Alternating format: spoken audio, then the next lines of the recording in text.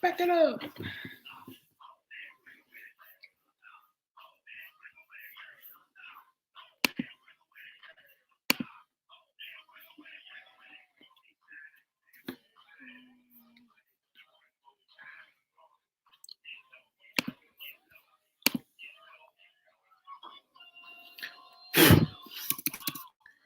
What's up, everybody? All 0 of you that are here right now. Waiting on Phil. The show must go on if he's late. Let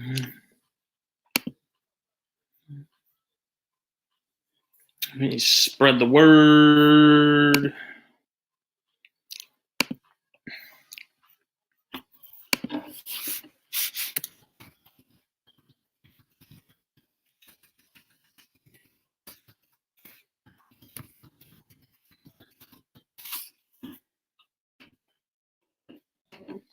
Hey. You went live without me. What are you listening to? Yin Yang Twins and Lil Jon. All right. I found there's this playlist on Amazon, and Amazon's playlist kind of suck for the most part. They don't even come close to how good the ones on Spotify are. But they have the 100 greatest 2000s hip hop songs, and so it takes me straight back to like the 6th grade. Okay. All right. What are we smoking tonight? I am currently finishing a Neanderthal. I was sitting there at work watching some stupid movie, and it was like 30 minutes until close, and I was like, I really want a Neanderthal, and so I went and lit one up. But I got a 2012 Maduro. I saw you post that.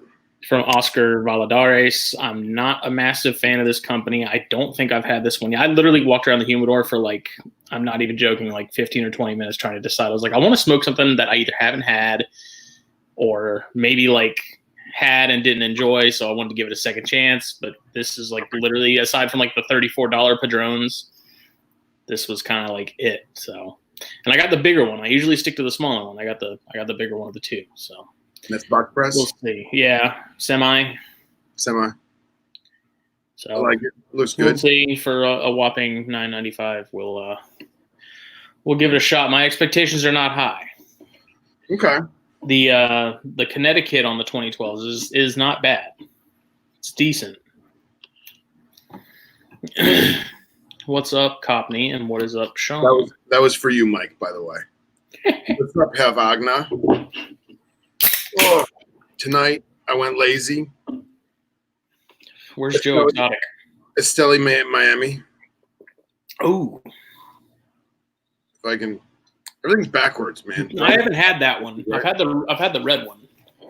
I like the black better than the red, but the Tiffany blue is still my favorite, and not just because I'm a biased nerd for that color. Well, the red one, I think I don't remember it being really anything that spectacular. Like everyone kept talking about how good they were, and I smoked it, and I was kind of like, "What's the hype about?" You know? Yeah, I feel like with the Estelis or Esteries, it's much like Johnny Walker. Like the red is meh, the black is decently doable, and obviously the blue is the best if you're into blended Scotch. So. I tried to get Noah to smoke with us. He's up in like Wisconsin, I think, and it's like 25. He said it's 25 degrees there. He's like, no. Nice.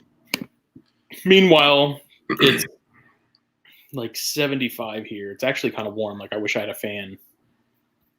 Yeah, it is. I don't even know. It feels muggy as shit right now.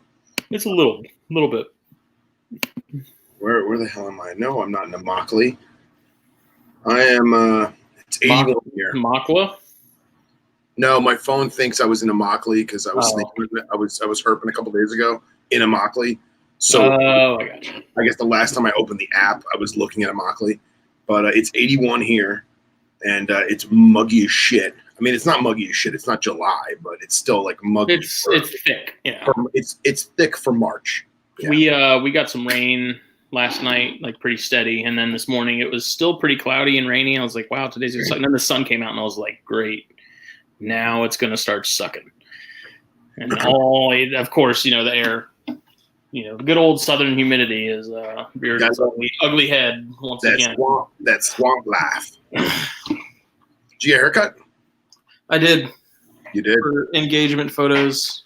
Oh, that's right. I forgot. I look like either like a lesbian or like a Mad Max era Caesar. So Mike asks, Sean, I love the humidity. Mike asks if there is a light cigar for little old ladies that he would enjoy because he doesn't smoke. There is. There's actually a lot. And I mean, as much as Justin and I poo-poo on the flavored stuff from time to time, there's actually a lot of good flavored stuff.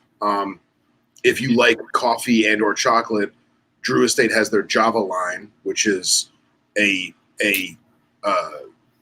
heavily flavored cigar, but it's not as childish as, say, some of the acids that they produce.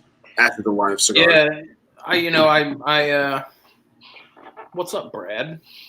When I first got into cigars, I was really big, and like the Javas were one of the things that I had first kind of started smoking a lot of.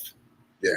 Now I smoke them, and I'm just like, I can't do it. They're too smoky. They're rolled really loose most of the time, and I'm not into them. But I mean, that's pretty much the case with anything flavored at this point. So I was hooked on them. They're good. I do tell people that all the time at work. I'm like, they are kind of an in-between. Like, they're not as sweet as the acids, but they're not like a traditional cigar. So there's definitely something there.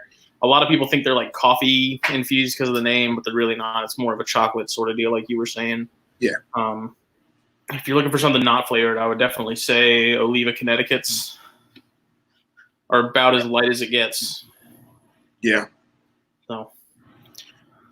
Trying to think, do you remember Sosa? They were out of Tampa, I think. Yeah, it rings a bell. Okay, they had a Connecticut in a little stubby. Mm-hmm. That was like you think it'd be like a quick 15, 20-minute smoke, and it wasn't. It was slow burning. They were like $10. They were actually really good.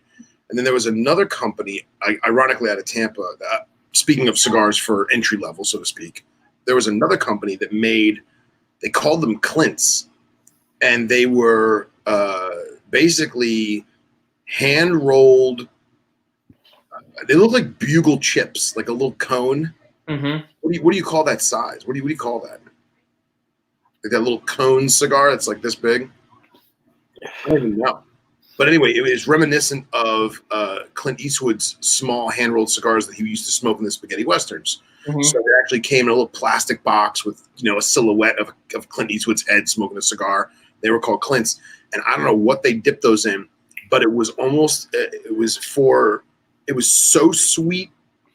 It was more sweet than like a Java, but it was not as sweet as like a Dutch. You know what I mean? Or like a Black and Mild, you know what I'm saying? Yeah. So I had friends, I'd be like, listen, buy those. They're quick, and then you can be part of the crew. I mean, I cannot, I can't really talk smack about acids. They pay the bills, they're like I said, if someone likes them, by all means. I don't dislike them. I'm well past the flavored stuff. It just doesn't do it for me. I'm not into it. They're for guys that like smoking, but not necessarily tobacco guys. I think that I'm comfortable calling it that. But. Yeah, those Italian cigars are rough looking. You want to talk about rustic?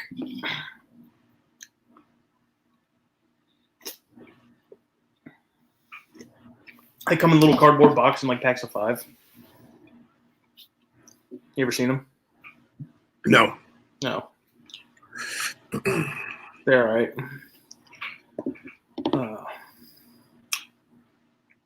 I just noticed that this Miami, they have writing on it. We warranty the tobacco used in Herrera Esteli are the finest vintage-aged, air-cured black cigar leaf, handmade at El Titan de Bronze. El Titan de Bronze. What is this? 1061 Southwest 8th Street, Miami, Florida. I never noticed that before. Yeah, I think they have that on all the Herrera stuff. Interesting. But oh, you fancy? I had my lighter in my hand when I got out of my car earlier, and I might have left it in there, so I'm just using matches. I'm in love with the Vertigo, man. I'm in love with it. I've had it in my pocket like for 2 weeks now, every single day. Mm-hmm. It doesn't have lint and shit in it. It doesn't have like rub marks where the paint's rubbed off from the fabric of my pocket. And I think I've topped it off once and it's still like good and full. And it's perfect. I mean, I have it up pretty high. Yeah. But phenomenal. Phenomenal.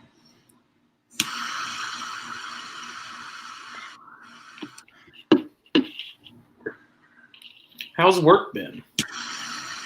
Hey, Copney got a Java sampler. Oh, there you go, man. There you go. That's the way to do it, my friend. I smoked a Java like maybe a month ago. I was with some friends, and they're not heavy drinkers, so we had some late night coffee, and it went well. The Indonesian leaf made me happy. You were asking me about my work? Yeah, is it still nuts? It's nuts. It hasn't slowed down. It has slowed down, but I don't think it's slowed down in the mindset of slowed down. I think the beginning of the week, people didn't know what was going to be open, what was going to be closed. They obviously tried to get some more errands done. Maybe they went back to work or attempted to go back to work. I also feel like people that came in on the weekend to buy stuff maybe didn't get everything they wanted and are going to come back, but at the same time couldn't. Saturday, Sunday, they were off naturally per se, Mm-hmm. but Monday, Tuesday, it was not as heavy as the weekend, but it was still extremely heavy for a Monday and Tuesday. Obviously today, Wednesdays are my day off. I did go in for like 5 hours today. So see what happens. And for those of you who don't know, I work in the firearms industry. I manage a very large retail store in South Florida.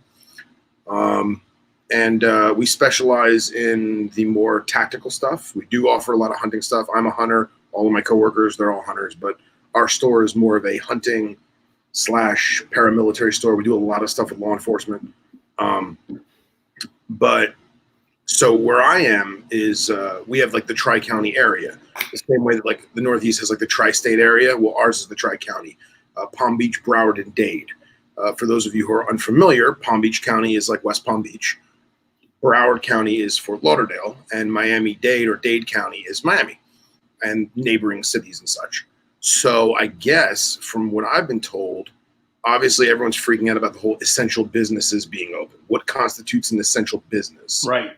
So you'd think essential businesses would be doctors, grocery stores, pharmacies, maybe gas stations, convenience stores.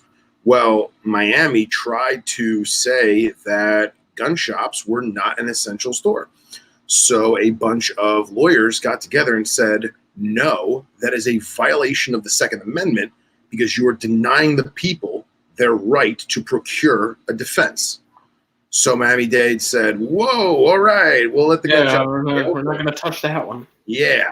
So Broward County, Fort Lauderdale, a week later, when they basically put up their final draft for the county ordinance, they had firearm stores or gun shops, whatever they called it, right in there because they didn't want to deal with it. You know what I mean? They're just like, we know they're going to yell. We know they're going to scream. Let them stay open.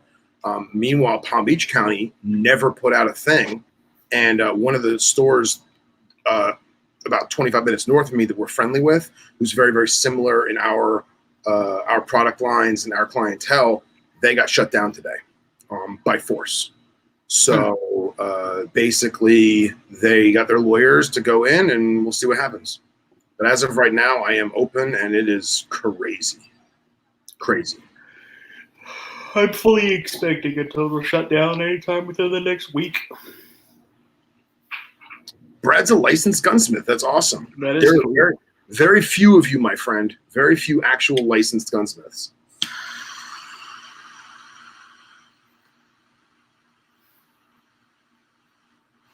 Yeah, it's interesting. I mean, like, work's been, like, traffic-wise, it's been dead. Like, the last 2 or 3 days, man, I've been pretty damn bored. Working on magazine stuff, though, trying to crank out this last issue. So kind of a mix between that and just stupid movies and Candy Crush. But it's just, I don't know. Like I said, I would not be surprised if they were like, stay home. Yeah. So, which I wouldn't complain about. Like, me and Katie have enough money stashed away to cover everything if we need to. You don't want to, but if you had to, you would. Right. It'd be a nice little break. So. Okay. I know I got buddies that are in like the food industry and stuff, and they're kind of freaking out because, they can't, they got nothing, they can't work, and they got bills they got to pay. So yeah, I tell you, man, I have a lot of friends in food and servers and bartenders and stuff like that, and it's a shit show, man. I had the one kid doing Venomous with me, Carlos. He was just telling me he worked for a chain restaurant. And I guess his one restaurant in the chain, it's an international chain. His one store, they're doing takeout only. And they fired all 150 staff members of just that store.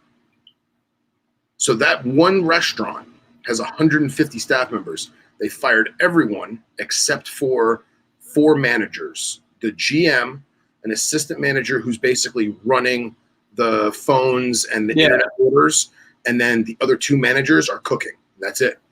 And basically, I was asking, I said, well, why would they do that? Why wouldn't they just promise you? Like, say, hey, we can't pay you for the next 2 weeks. Come back. And like he said, basically, what they did was they fired everyone with a contract saying that once the virus is over with, quote unquote, they are guaranteed their job back as a rehire with the same pay and experience and all that, because if they didn't fire them, they couldn't collect unemployment. That makes sense. That makes sense. Yeah. So 150 people at just his restaurant, just his store, got fired. They're all going to collect unemployment. Now, I don't want to divulge the company, but I think he said there was like 600 of that restaurant just in Florida. Now, obviously, they're not as busy as ours per se, because ours, the one around here is I got like 2.6 million people in my county alone. So there's a lot of people in a tight little area. But yeah, it's crazy, man. It's nuts. Yeah, it caught me. I think Charleston is completely shut down. I don't know. Beaufort is actually, what is it? What did I read? I get these text alerts from the sheriff's office periodically, and it said Beaufort County gets an A in social distancing. Keep up the great work. Reminder of governor's orders. So I guess we're doing a good job here and keeping away from each other. I did some half-ass math in my head today. So my store has cameras in it, right? As most businesses do. Right. And one of the cameras we have is set up at the front door to face the front door. And the sole purpose of this camera is a counter, it's a ticker. And it basically reads every single set of 2 legs around hip height or knee height of the average person, every set of legs that comes through the door. And that's to give us an idea of how many people came through the door that day. It's only coming in. It's not going out. Right. So Friday was like 450-ish, and Saturday was like 430-ish people. So I didn't get a chance to look at the other numbers, but if I ballpark it, I have seen in person approximately right around 2,000 people this week. Ballpark. So much for social distancing, right? Right.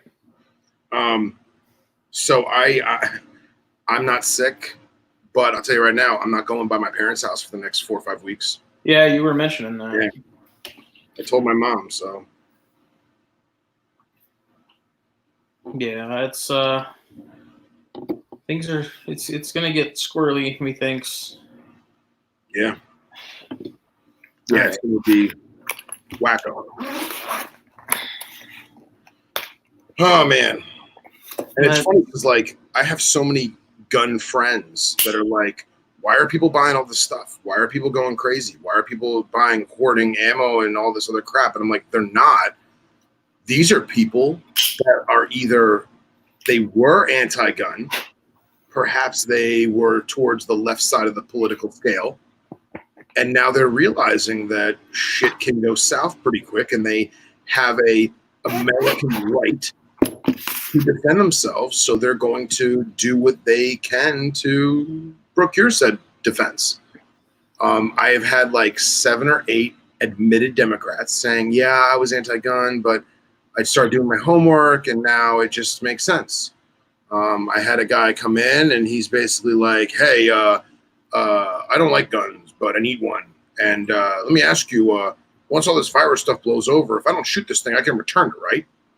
And I said, no, that's not how this works. That's not how that works. So I've also found it quite interesting where I've had everyone and their mother coming out of the woodwork, people I haven't talked to in 15 years. Hey, man, you still work for the gun store? Hey, man, you still do gun stuff? Can you give me a discount? Yeah, it's not even, they didn't even get that far, but you know that's what they're calling for. You know that's what they want. And it's like, listen, man, come in the store. Just it behooves you to come to the shop and take a look and see it in person. You know what I mean? I'm not gonna let you. I'm not gonna let you come out of the woodwork having not talked to me in years, and all of a sudden you're my friend because you are freaking out because you didn't buy a gun earlier in life. Would you sell me a gun for $200? I really want a Glock. And then people get weirded out by 2 things. One, they don't realize how expensive everything is. Yeah. They can't fathom. They're like, why is this so expensive? It's a tiny little bullet. Well, you don't realize what it takes to make that bullet, let alone the state tax, the excise tax, the environmental policies, the environmental licensing. You know, you're dealing in semi-precious metals, volatile chemicals, all that shit. It costs money. So that's the first thing. They're shocked at the price of stuff. And they're like, this is so expensive. Are you guys raising your prices because of the panic? I was like, no, man, it's MSRP. Well, the other shop sells it for cheaper. Well, the other shop's stupid. So you know, go to the other shop is usually my response. Oh, you can't because they closed because they're scared. Right. I had a guy in the shop probably 2 weeks ago, and he was looking at the Blind Man's Bluffs, and he was like, these are a quarter cheaper over in Bluffton. A quarter, 25 cents? Yeah. I was like, okay, drive over to Bluffton and buy you some. Like, who thinks like that? I don't get it. Like they roll up in like a Mercedes, and they're like, y'all are expensive. Well, like, there's two thought processes to that. Thought process number 1 is they're rich because they saved every nickel. Yeah, because they don't spend money. Right, but at the same time, they're a classless asshole because they've developed a vice or a hobby. Because let's face it, our hobby is our vice. They've developed a vice, in which case you're gonna really look. Dude, I don't really look at the price tag of the cigars anymore. I've been doing it long enough. I know what brands cost. You know, now for example, the Pappies, the red label Pappy, my place in Boca, they sell it for like $24. Mm-hmm. That's a $15, $16 smoke in my opinion. I think the MSRP is like $17.95 or something, right? Probably. Okay. But I mean, like a lot of shops, really, the MSRP just it kind of goes out the window with cigar stuff because I mean, it depends on where you are. Like Vegas, you're gonna pay a lot of money for cigars there because it's Vegas. You know, cruise ships, you're gonna pay a lot of money. Like tourist prices is what you're gonna get. You're in one of the 5 boroughs of New York. You're gonna pay a tobacco tax. You're in Philadelphia. You're gonna pay a tobacco tax. I get that, but I didn't. When the guy rung it up and it said $24.95, I didn't go, oh my God, $24.95. That's crazy. I get that a lot. And it's guys will buy like 5 of the most expensive cigars in there, and they'll be like, "Man, that's expensive." It's like, well, yeah, when you buy like 5 Padrones, it's gonna be like were you not looking at the price at all when you were picking these out? Like, right?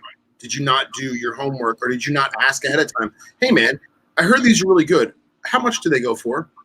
Are they on the shelf or on the cigar? Like exactly, right there. Right. You know, I don't get it, man. You know, when I buy a Liga number 9, it's going to be $16, $17. I know it is. Okay, maybe 15 if I'm lucky, depending on the size of it. You know, a torpedo opposed to a Grand Corona or whatever. But maybe I'm different. Maybe I memorize the ballpark. You know, so I don't shock myself. I mean, there's plenty of times in my life when I've been like, "Whoa, I didn't realize it was that much money." But you know what? 90% of the time I bought it because that's what I came there to do, you know, especially if it's a mom and pop shop like yours, like mine, you know? Mm-hmm. And the other thing, going back to the gun stuff, just because I'm on a pedestal right now, and I'm sorry if I am, the people, how do I phrase this? I don't want to be insulting to certain individuals. The people who were anti-gun and now decided to buy one, or the people who were indifferent and have now decided to buy one, they're shocked at the process in which one must go through to acquire said weapon. For example, Florida's gun laws are very, very lenient. We refer to ourselves as a free state. That does not mean you can just walk in, buy one, and walk out. It doesn't work like that. Depending on licensing, depending on background check, depending on a lot of things, it takes time. So for most of these people, they don't have a weapons license. They're a first-time buyer. They have to wait 5 business days in our county. Now, that's not Florida. That's just our county. It's 5 business days. Well, guess what? Weekends and holidays don't count. So if you buy it on a Monday, your pickup day is the following Tuesday. Business week. That's crazy. I have to wait a whole week? Well, yeah. You don't have a weapons license. I'm sorry. And then at the same time, the people that are able to take their guns home that day, they're used to a 5 or 10 or maybe even 20-minute background check. Well, the state's overrun. It's amazing. So now I'm getting messages from the Florida Department of Law Enforcement in emails saying, we apologize, but background checks are taking anywhere from 5 to 6 hours on average. So they have to come back another day anyway. Oh, this is crazy. I can't come back tomorrow. What are you doing? You just told me that you're not working and you're in quarantine. Right. You're stuck at home. What? Right. What are you doing? So, soapbox rant over. Yep. I get a lot of guys that do that in the cigar shop. They Ryan Cox, how many people were blown away by the paperwork? Weren't they? Not only were they blown away by the paperwork, they're blown away by the questions, because they either find it as a form of what's the word I'm looking for? What's up, princess? They either find it as an invasion of privacy or a very violating feeling. I have to put my weight. I have to put my height. I have to put where I live. Why do you need to know where I live? I don't need to know where you live. The federal government wants to know where you live. You're an American and you want to buy a gun. At the same time, the questions that are asked on the federal form are very blunt, and a lot of them seem kind of asinine, like who would actually answer this accordingly, but that's the whole point, is if you lie on it, now you're filing perjury. So the people are shocked and awed at the paperwork that's involved. Now, my store is actually, we're a little more bougie. For ease of the customer as well as ease of the staff, we have it digital, and we actually have iPads. So I'll give the person an iPad, and their login for the kiosk, so to speak, will be their last name and their zip code. So first of all, How many people can't comprehend to put their last name and zip code, or better yet, what their zip code is? And then they're like, why do I have to do this iPad? Where is this information going? It's going on my server, which is only viewed by me and the Bureau of Alcohol, Tobacco, and Firearms. So get over it. At least you don't have to sit there and handwrite everything. Welcome to what we've been having to deal with for a very long time. Yeah. They're not strict enough. Yep. Okay. Yep. And I would say realistically, maybe 50 to 60% of my firearm sales in the past week have been brand new people. People telling me flat out, I've never been in a gun shop, or I haven't shot a gun in 15 years, or I've never held a gun before. Where do I start? What do I do? And I feel bad because I want to cater to them. I want to help them. I want to educate them. I want to train them and teach them and show them the ropes so that they can go about it in the right way, the safe way, do their homework, train safely and appropriately, but I don't have the time. And now instead of being able to spend 30, 40 minutes to an hour with an individual customer or longer, now I'm like, hey, what do you want? Pay for it. Guess what? Thank you very much. Come back next Tuesday. Get the hell out. And then I have a kid at the door with a walkie-talkie, and I say, hey, send in one more gun sale, or hey, send in one more ammo sale, or hey, send in whatever. So I feel bad, and I almost hate it because all these fresh faces, all these new people who are enthusiastic about it and want to get into it, they're getting a very bad first bite. Right. The first taste that they have of it, the first bite that they take of the sandwich is rushed and methodical and rigid and cold. And I don't want that to be like that. I don't want them to feel like this is a cold environment. I want them to be at ease. I want them to feel comfortable. And that's something that unfortunately I'm gonna have to deal with right now. That's just me. Yeah, I mean, that's like, they should probably know that things are kind of hectic right now. Yeah. Things are not their normal self. What do you usually recommend to people for like their first gun? It depends on the person. I actually love comparing guns to cars. For those of you who are watching who are gun savvy, and I didn't want this to go into like a gun show tonight. I really wanted to keep it with the smokes and the snakes, but since it's the topic, we'll go with it. If you don't mind. I don't care. So, and yes, Copley, I'm smoking another cigarette because I'm that fucking into it. So, by the way, I love you, Mike. You know it. So, I first asked the person, hey, what's your budget looking like? And I don't want to be rude, but that's a big thing because, yeah, Mike, is that a night special? On a scale of H&K to High Point. Right. Or better yet, I always relate it to cars because whether you're a car person or not, people know that a Mercedes is a lot more than a Honda. They just do. As a grown-up, you know that, right? So I tell people flat out, listen, what's your budget looking like? And then let's relate this to automobiles, okay? Your first thing is, do you want a Honda that's reasonably priced, good on gas mileage, gets you from point A to point B safely and economically, and does its job? Or do you want a pickup truck? Do you want a Ferrari? And if you do want a pickup truck, do you want a modest, Ford Ranger? Or do you want the Raptor? The King Ranch. Or King Ranch 250 Super Duty, whatever, okay? And no, unfortunately, Brad, I don't have any ETBs to trade. I don't caught me off guard with that one, man. So I relate to cars. So they tell me, okay, listen, I'm looking for a Chevy truck, a Ford truck, something that's rugged and reliable, and not too expensive. Yeah, Prius, right? Hybrid. I just need something that's hybridized, like a Carpandro of cars. So my next question is, how willing are you to learn general operation of the weapon?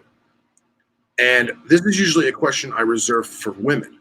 And it's not to sound sexist or chauvinistic. Well, no, you're obviously not going to give them a freaking hand cannon. Right. Well, not even the hand cannon concept. It's women aren't necessarily willing to learn. And that is because women are not as personally driven or as obsessed as men are on a topic. If a man wants to learn how to fly fish, he's going to do everything in his power to learn what kind of line to use, what kind of reels to use, what kind of flies, the feathers, the weights of the twine, all that shit. While the girl who just says, I just want to go fishing. You know what I mean? She's going to get they're more passé about it. I don't want to generalize. I don't want to be insulting to women. You know, there's a lot of great women out there that drive race cars and are professional shooters in the Olympics and crazy competitions and shit. I am not. But I always ask, how willing are you to learn, regardless of your gender? And they go, well, what do you mean? And I said, well, you drive a car, right? And they say, yeah. I said, did you learn to drive on an automatic transmission or a manual transmission, a stick shift? And obviously the older clientele, let's say 40 and up, they're going to say, oh, I learned on a manual. And I say, okay, well, there's two types of guns for the most part, revolvers and semi-automatic handguns. Revolvers is your automatic transmission. You put the bullets in, you close the cylinder, you pull the trigger, you're done. Much like an automatic transmission of a car. You put the key in, you put it in drive, you take your foot off the brake, you take your foot off the brake and go.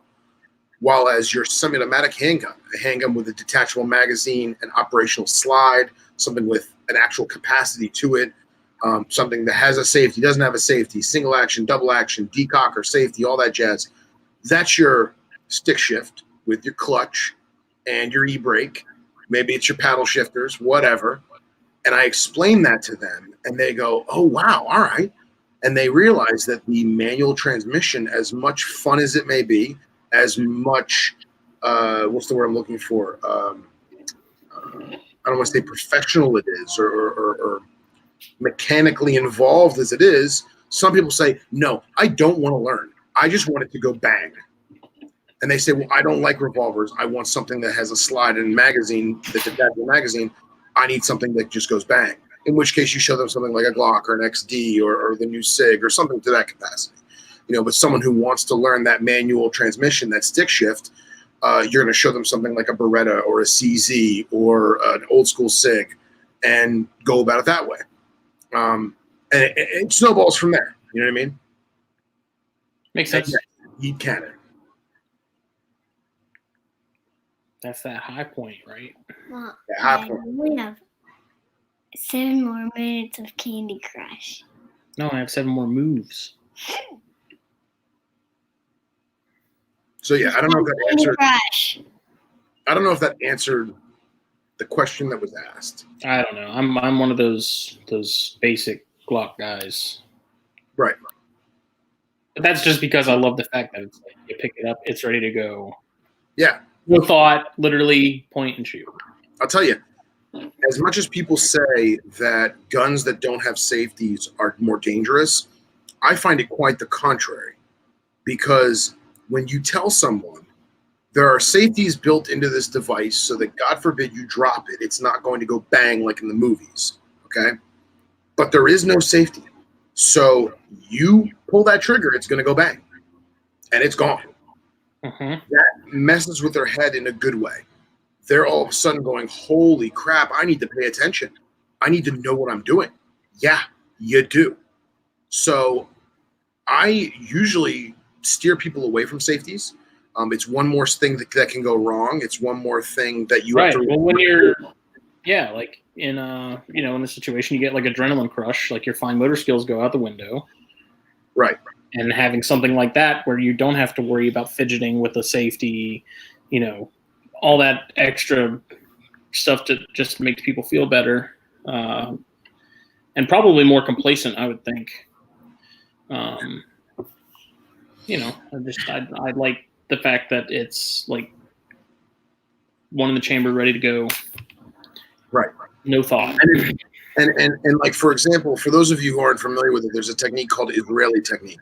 If you're in the U.S. Marine Corps, you would call it condition 3, which would be, what are we doing with the finger? I think she got press on nails. Very cute. Very cute. Stick on nails. Adorable. Stick on nails. They're different. They can't see them. They're stick on nails. Nice. Very ladylike. Some princesses. They're not all princesses. Justin wears them on Tuesdays. Flowers, princesses and stuff. How'd you know? So, what were we talking about? What was I saying? Condition 3. Oh, yes. So, in Israel, anyone who has a gun, they're trained to have an empty chamber. And upon unholstering the weapon, they're going to rack the slide or actuate the firearm to load the chamber. And that's a technique that in the Marine Corps, they call it Condition 3. Basically, loaded magazine in the magazine well, slide closed, empty chamber. I rocked that Condition 1, son. All about that Condition 1, baby. So I personally hate that because I have seen people not train and not practice, and then God forbid it has to happen, they fumble, they don't pull the slide back enough, and they neglect to load the cartridge. And that is the same kind of concept with a safety. Do you remember, or have you built up that muscle memory to automatically ride that safety, take it off, and then present the firearm? And I used an analogy that totally – did she leave the room? Yes. I use an analogy that totally fucks with people's heads is if you don't want to carry around the chamber or you want to carry a gun that's a double action or a striker with it in double action with a safety, do you put your seatbelt on right before the car accident? And they go, what are you talking about? I said, do you put your seatbelt on right before the car accident? No, you don't have time to. You need to be ready at that moment. So why would you walk around town with an empty chamber? I mean, before we were in the house and stuff and Ellie was around, I kept mine bedside, like I said, one in the chamber ready to go. Obviously now that she's here, that's not the case, but it's still, I still have access to it. But yeah, I mean, I'd like anywhere I went, like that round in the chamber would collect dust. Like it was just there. And that's how it always was. And anytime I got pulled over, it was like, hey, I got a weapon in the car. It's ready to go, do whatever you need to do. Because I'm not one of those guys that gets my panties in a wad. Like if a cop wants to detain my weapon for the stop, sure. If that makes you feel better, if that's going to get this over with faster, right. By all means, take it, stick it on the hood, do whatever you want to do with it. I don't really care. And how many times has it gotten you out of a ticket because the cop didn't want to deal with it? None. Really? But I mean, I've also I'm usually extremely cooperative. If I get pulled over, they're like, why were you speeding? And I straight up tell them, I'm like, I either wasn't paying attention or I was just in a rush. Like, I'm not going to be like, oh, I don't know. I'm just like, yeah, I screwed up. Whatever you got for me. Let's get it over with, Yeah. And by the way, Cox, 10 mil for life, brother. 10 millimeter is best millimeter. Yeah, I find a lot of law enforcement in Florida, they don't want to be bothered with it. Their life is not worth a $150 speeding ticket. So when you automatically tell them right off the gate, hey, here's my weapons license, here's my driver's license, I got a loaded handgun, blah, blah, blah, blah, blah, blah, blah, blah. They go, okay, no wants, no warrants. It was speeding. Here, get the hell out of here. Sure. Yeah. It's not worth it. I've also seen guys get dragged out of the car.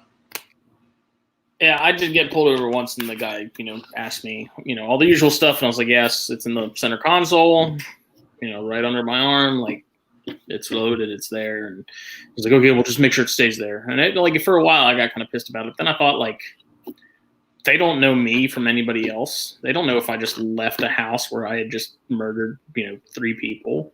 Right. They can't. I have friends that are cops here locally, and they tell me all the time, they're like, when we pull you over and we look at all your information, it doesn't tell us whether you have a record or not. Correct. You don't know that. So of course they got to treat every stop like you're a potential threat. And I don't blame them one bit. If I was doing that and playing roulette basically with the general populace and dealing with pretty much the worst of the worst on a regular basis, then I'd probably be a little on edge too. So like I said, if they want to detain it, if they want to take it out of the vehicle, they want to hold it while they're doing their thing, it doesn't bother me. I'm not one of those 2A guys that gets my panties in a wad because someone wants to take my gun. It's like, no. It's not about that. Believe me, it'll make your life a lot easier if you just let them do whatever they want to do. If it makes them feel better to hold, to, like I said, take it out, unload it, slide, racked and everything like that. Whatever. Yeah. I like what Sean put. Throw that up there. What? Oh, I got you. I think it's great, Bubba. I love it. Oh yeah, Sean's a cop. Sean understands better than either of us do. He deals with it, Yep. And yeah, man, I've been pulled over with some crazy shit in the car too. So I've been pulled over. I was having a fight with my ex one time. We were screaming at each other, and I wasn't paying attention. And I did a U-turn on a red light, and the cop was literally behind me in the turn lane. And he lights me up, and he's like, "Hey, man, did you not see the police car behind you?" And I said, "Sir, I'm sorry. We're just having a fight. I want to let you know I have a blah, blah, blah, blah, blah, blah, blah." And he was just like, "I don't give a fuck. Here's your ticket. Don't be an idiot." And so, like, it was irrelevant. You know what I mean? And then I've also been pulled over with some crazy, crazy shit in the car. And I'm like, "Listen, sir. You're going to find something. Got some stuff in the trunk that you kind of might want to know about, And they're like, "I got to see it. Just get out of the car. I got to see it." And then it turns into show and tell. And you're like, "Oh, fuck. I'm on the side of the road for 45 minutes. And I didn't get a ticket." You pull out that CZ, and I'll bet you they're all like, "Dang." They're like Joe Dirt looking through the Auto Trader. Or when you got, 15, 20 machine guns in the trunk, they should have kitten a little bit. So shit happens. You get pulled over with a 240 Bravo stretched across the back seat, and they're like, "What the fuck are you doing, man?" It's like, "I'm sorry, I'm just going home." So it's my job. Like, "Why are we driving the HOV lane?" Wait, is that a belt fed in the back seat? I'm like, "Sir, that's why I was driving the HOV lane. I'm sorry. I just thought it was best. It doesn't fit the trunk. I don't have a bath towel, a beach towel to cover it up. I'm sorry. I'm just going home." So. Sorry, I'm multitasking right now. If someone asking me about Brahms's Python portals, so Okay, good. Sending them in the right direction. Speaking of our friends that make phenomenal products out of plastic, Herr Wagner showed me. Actually, I'll do this. Sean, can I show him the Oreo? Or excuse me, the reverse Oreo? Give it a minute. It's not sexual. It's amazing. Yeah, right. I mean, it has connotation to it. But actually, I'm gonna pull up. Yeah, I'm gonna show off the reverse Oreo. And see, here's the problem: is Sean's just like me. He made the reverse Oreo, and now it looks so good that now he has to make the normal Oreo to see which one's better. All right, where is it? It sucks because on my MacBook. Oh, is it what I saw on Instagram? Yes. Yeah. Yes. Check this awesomeness out if I can. Uh-oh. Where is it? Here we go. Like so many bugs flying around. Screen share. Ow, my foot. Look at that. What's the appeal of having both colors? Why not? Is it just cuz? Just cuz. Gotcha. So I like this a lot. I think it looks great. I think that with lighting for like my rack, for example, that's a little taller, with LED lighting, I think the black shelf will contrast well with any kind of substrate you may have, whilst the white walls allow for the reflection of the LED. The bouncing of light. Bouncing of light. But I'm eager to see if he does do a standard Oreo with the cream filling in the middle, how much better that may look or how much worse that may look. But I'm very excited. Very, very, very, very excited. Sean is the man. Mm-hmm. He's the man.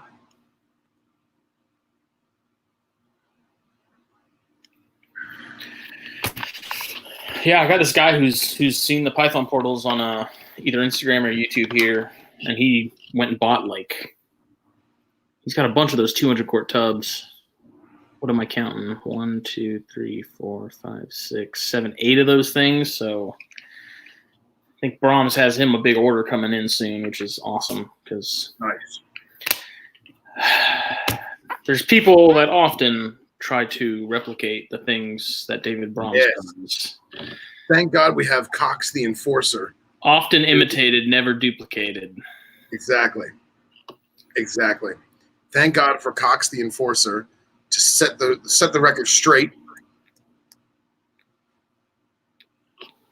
It's just it's one thing if you're building upon an idea where you're like, here's how I think I could make this better. Okay.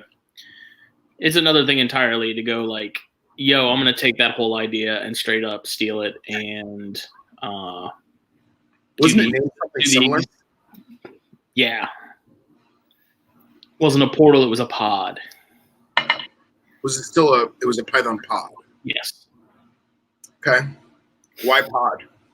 I don't know. I mean, the portal makes sense. It's a portal to right. You know? Interesting. Hey, just out of curiosity, how many people are watching right now? 4. 4? But our special guest, Joe Exotic, is going to be on. I was actually surprised no one asked about last week. Did you notice last week? I put special guest Christopher Walken. Oh, yeah. And I was like, man, nobody asked about Christopher Walken. So that's what I'm going to do from now on. It's going to be topic, special guest, someone that probably won't be here. And then one day, I'm going to put Christopher Walken, and he's going to be right up in there on the live comments. Brad, this is why you find Sean Wagner here in the chat, and you talk to him about enclosures and racks. You'll get your AP cage one day, sometime in the next decade. It will show up on your door. That's if you get all the boxes at the same time. Maybe. If you play your cards right.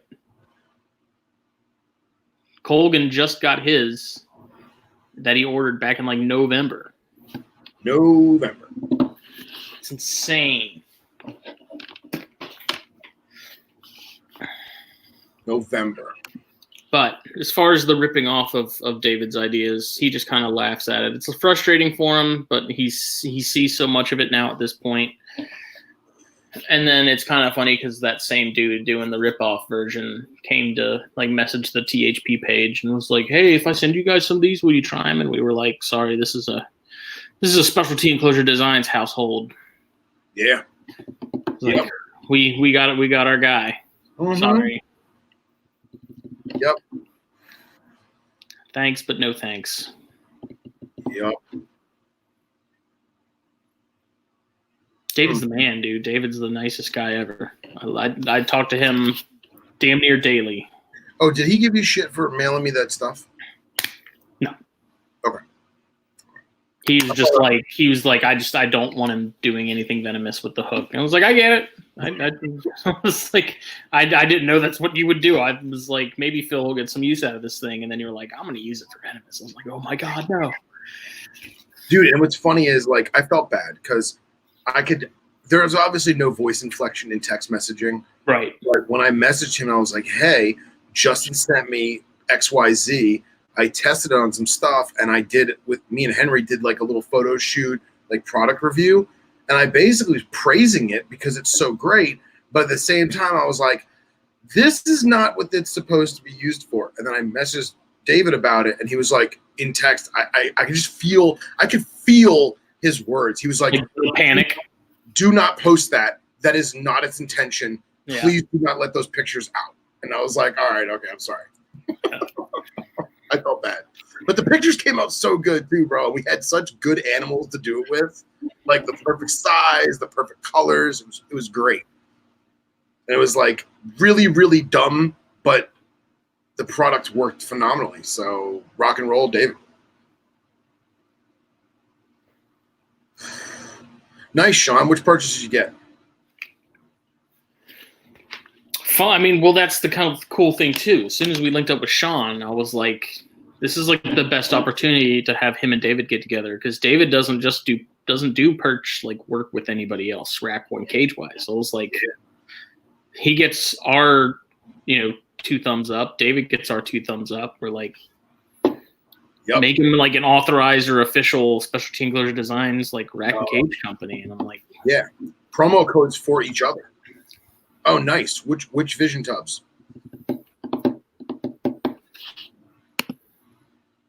Copney. I sent Copney home with some perch holders too. Sweet. So I don't know if he's using them yet or not, but the ones you sent me, I still haven't installed yet. I got to do it. I've got a ton of them, so I was like, surely some people can try them out, see if they like them. I love them. I gave, I think I sent you and Copney got some of the ones that have the little holder for the plants. There's there's a little hole where you can put. It's just like where you can thread. A ring where you can put the cup in. No, it's just on the perch holder. There's a little slot where you can stick a fake plant like stem in there and have it come out of that. Cool. I think I'm going to put it in with the baby Darwins because I think they are going to actually use it the most. I mean, I wasn't sure if you'd have anything that you could get any use out of them, but I was like, I've try them out, or maybe someone who would want to, but yeah, man. And I think I picked out my Vipers for Sean's rack. The problem is I'm gonna wait probably till next week to see where my money's at. I don't know if I want to buy them and just leave them at the farm, or if I want to take them home and like throw them in like half-ass Exoterras for now. I haven't decided yet. Mm-hmm. But I got like 3 or 4 specimens that I'm looking at, and that one I sent you this morning, the nipper said looked like a pine snake. and then there's the problem is that my black eats like a champion. The other blacks don't. And I got to work with them. I got to have some time to work with them. But like the red ones I'm looking at, dude, they're eating like savages. Savages. Like Ooh. I'm going to go look right now. Should we screen share this? I don't know. Okay. All right. Sean, I haven't taken those pictures yet, but I will. I will do that in the morning.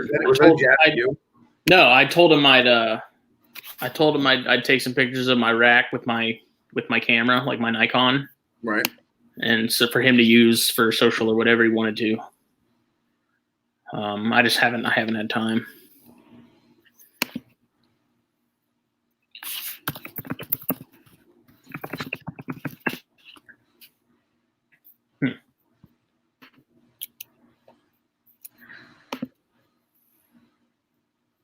He's looking at racks now. So how about them baby darts you got? Tadpole, baby. Hey.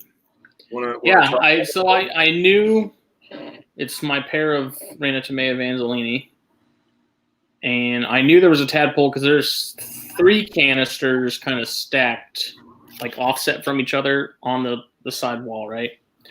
And then I have one on the other side wall. I don't even think they know that one's there, or if they even use it. And I know there's one tadpole in one of the canisters. Well, I checked, I think it was last night or this morning. I can't remember when I took that video, but there's another tadpole in one of the canisters under that other one. Nice. And I'm leaving them in there because they'll take care of them. From what I've read, most Reina Tomea, when you leave them in there with mom and dad, the froglets come out bigger and healthier. So Jesus is doing fine as far as I can tell. I haven't seen Jesus the Revenant? Yeah. Nice. I haven't seen either of the 3 in about 2 days, so I've just been letting them disappear. All right. Let them do their thing. But oddly enough, Jesus is the one I see the most. With his he's got like a gimpy leg. I don't know what happened to it, but maybe he like fell coming out of the bird. Yeah, I don't know. But I've just been, for the sake of not stressing him out to the point to where he actually dies, I've just been leaving him be.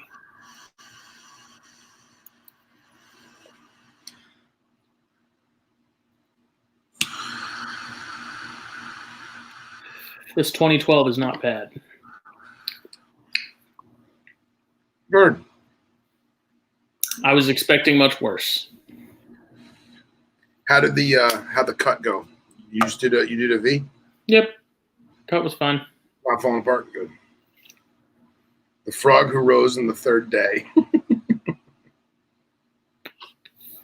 Still can't believe it, dude.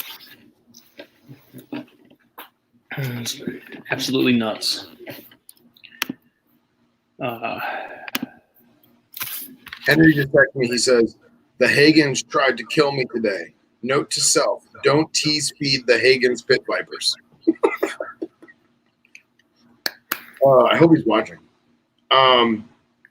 If he is watching, did my green one with the red eat? If so, that makes me happy.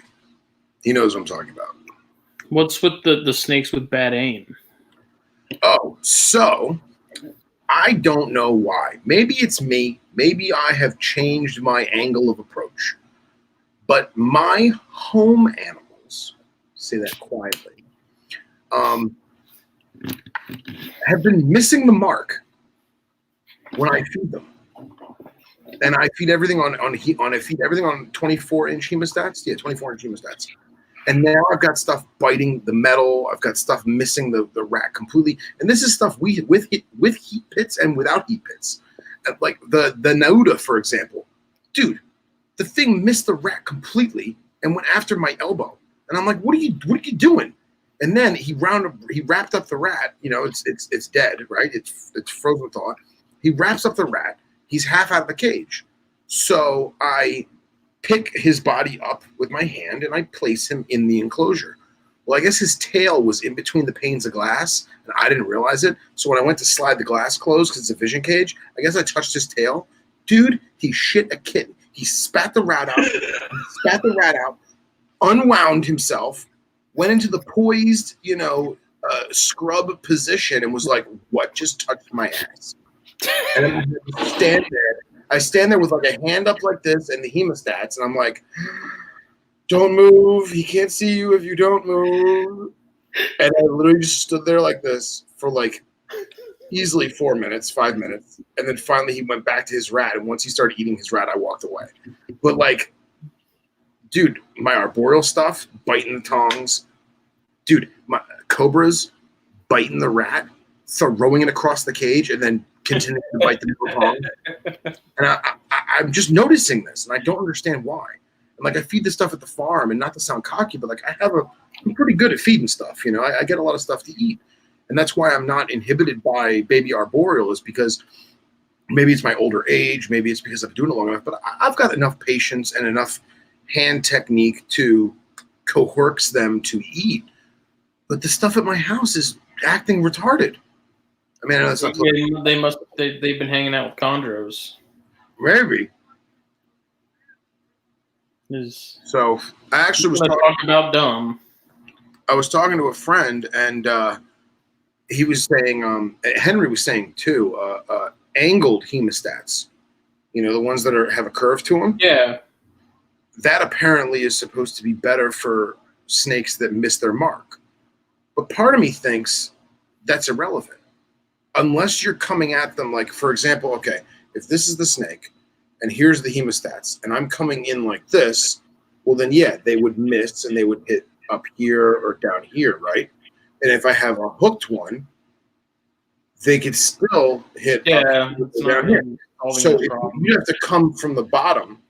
And if you came from the bottom, then they would have a better chance of hitting the mark. But I don't know how often I do that, especially with stuff that's below, chest height. I mean, I don't know. I think I'm overthinking this. I think I'm just noticing it, and it doesn't really make any difference. That's also very possible. It could just all be in my head, and I'm just overthinking everything. Ryan Cox wants to know who makes good 24-inch hemostats.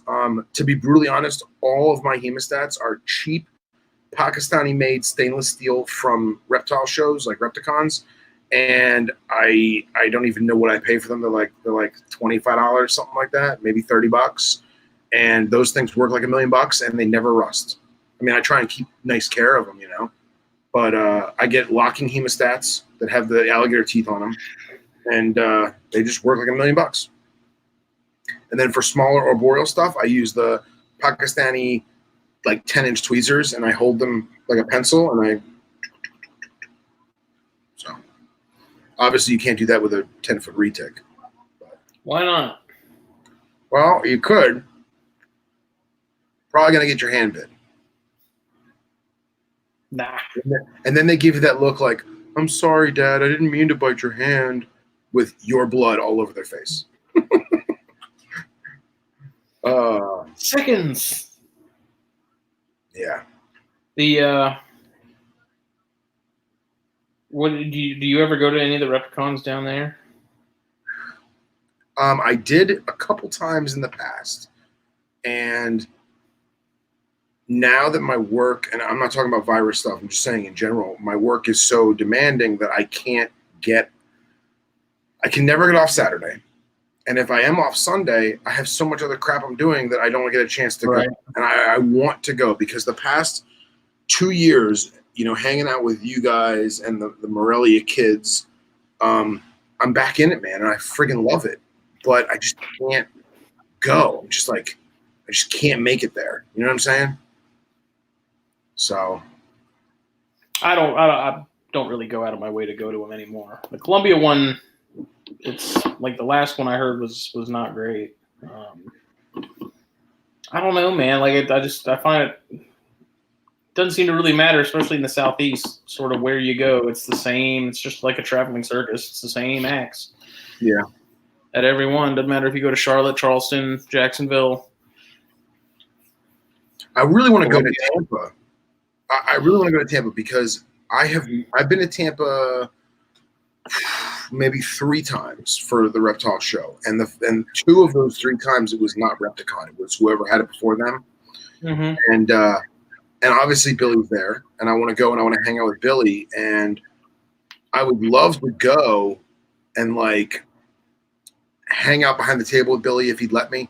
But I have more friends from around Florida that go to that than any other show, and I think it would be worth the trip because like West Palm is like 30 minutes away, Fort Lauderdale 25 minutes away, Miami's like 30 minutes away, but those shows are kind of.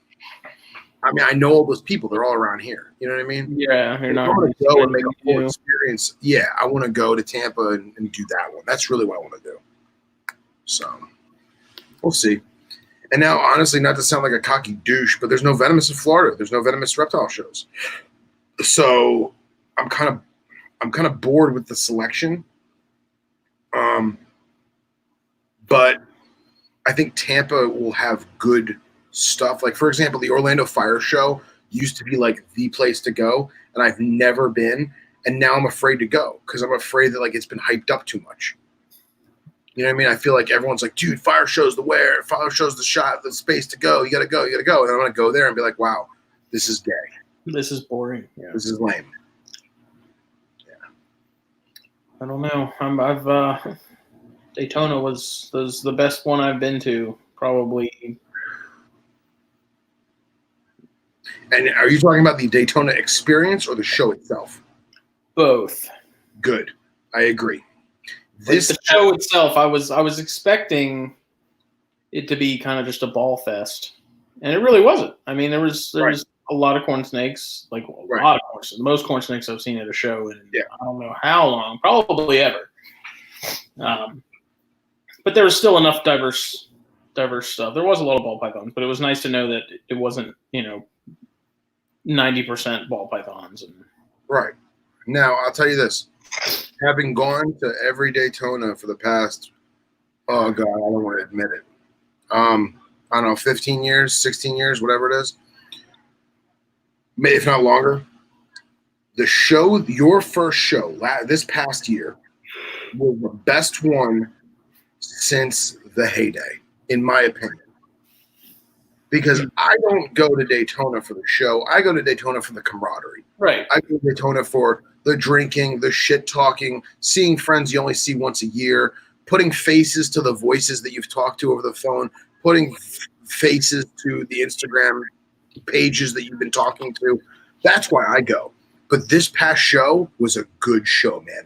There was good diversity of animals. There was a great selection of unique stuff on display, whether it was for sale or not, and obviously the camaraderie, you know. And yeah, I think I'm the same. I'm in the same boat now, though. Like that's what I'll be mostly going for. Like the show will be just a nice bonus, but I mean, it's a fun weekend. Hey, how many bears did you buy that weekend?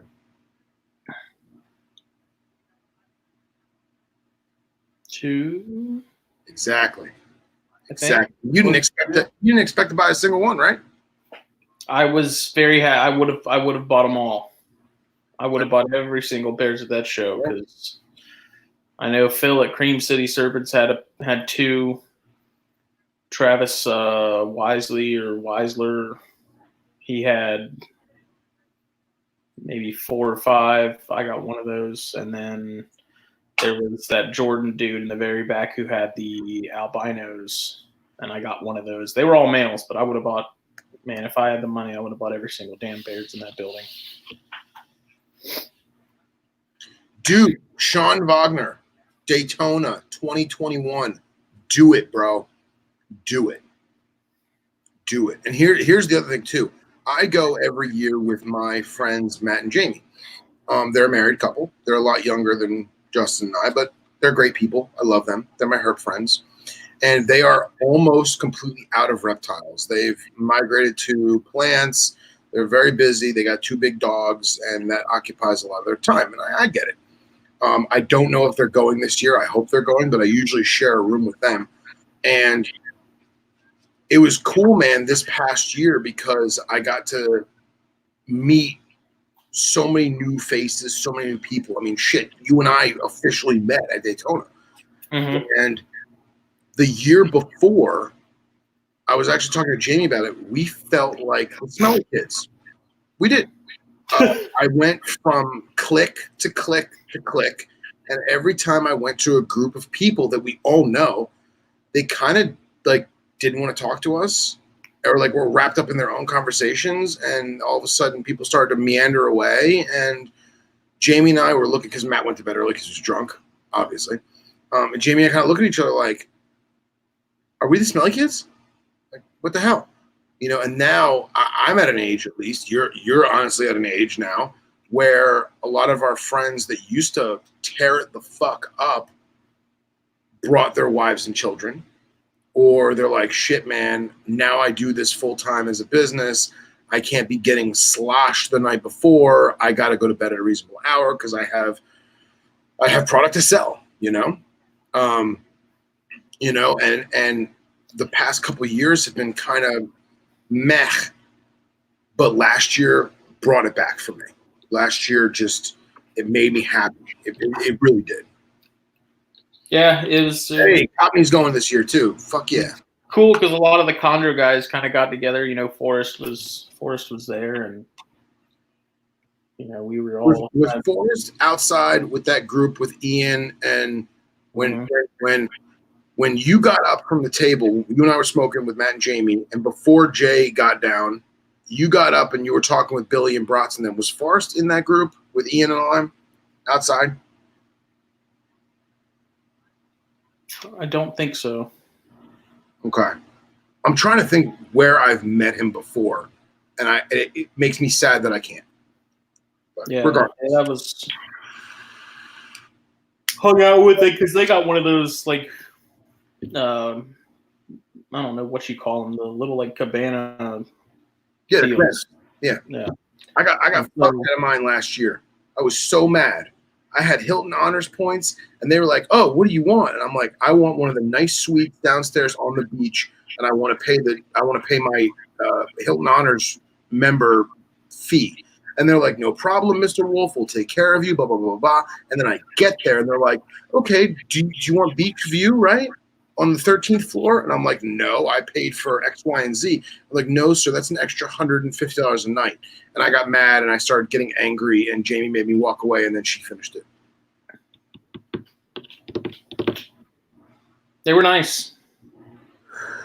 I didn't see the inside, but I was sitting outside of theirs with Cody and Pia and Desiree and Forrest and Kyle, Jeffrey. Bratz, I don't even know where Bratz was at that point. He may have he already left because Bratz just no. I don't remember if Bratz was there or if Bratz had left. I don't because Bratz literally drove up like Saturday morning, drove back Saturday night. So maybe it was Saturday night. I don't know. Did you already get your hotel room? No, I haven't done anything with it. I think I'm gonna do it tomorrow. I keep forgetting, man.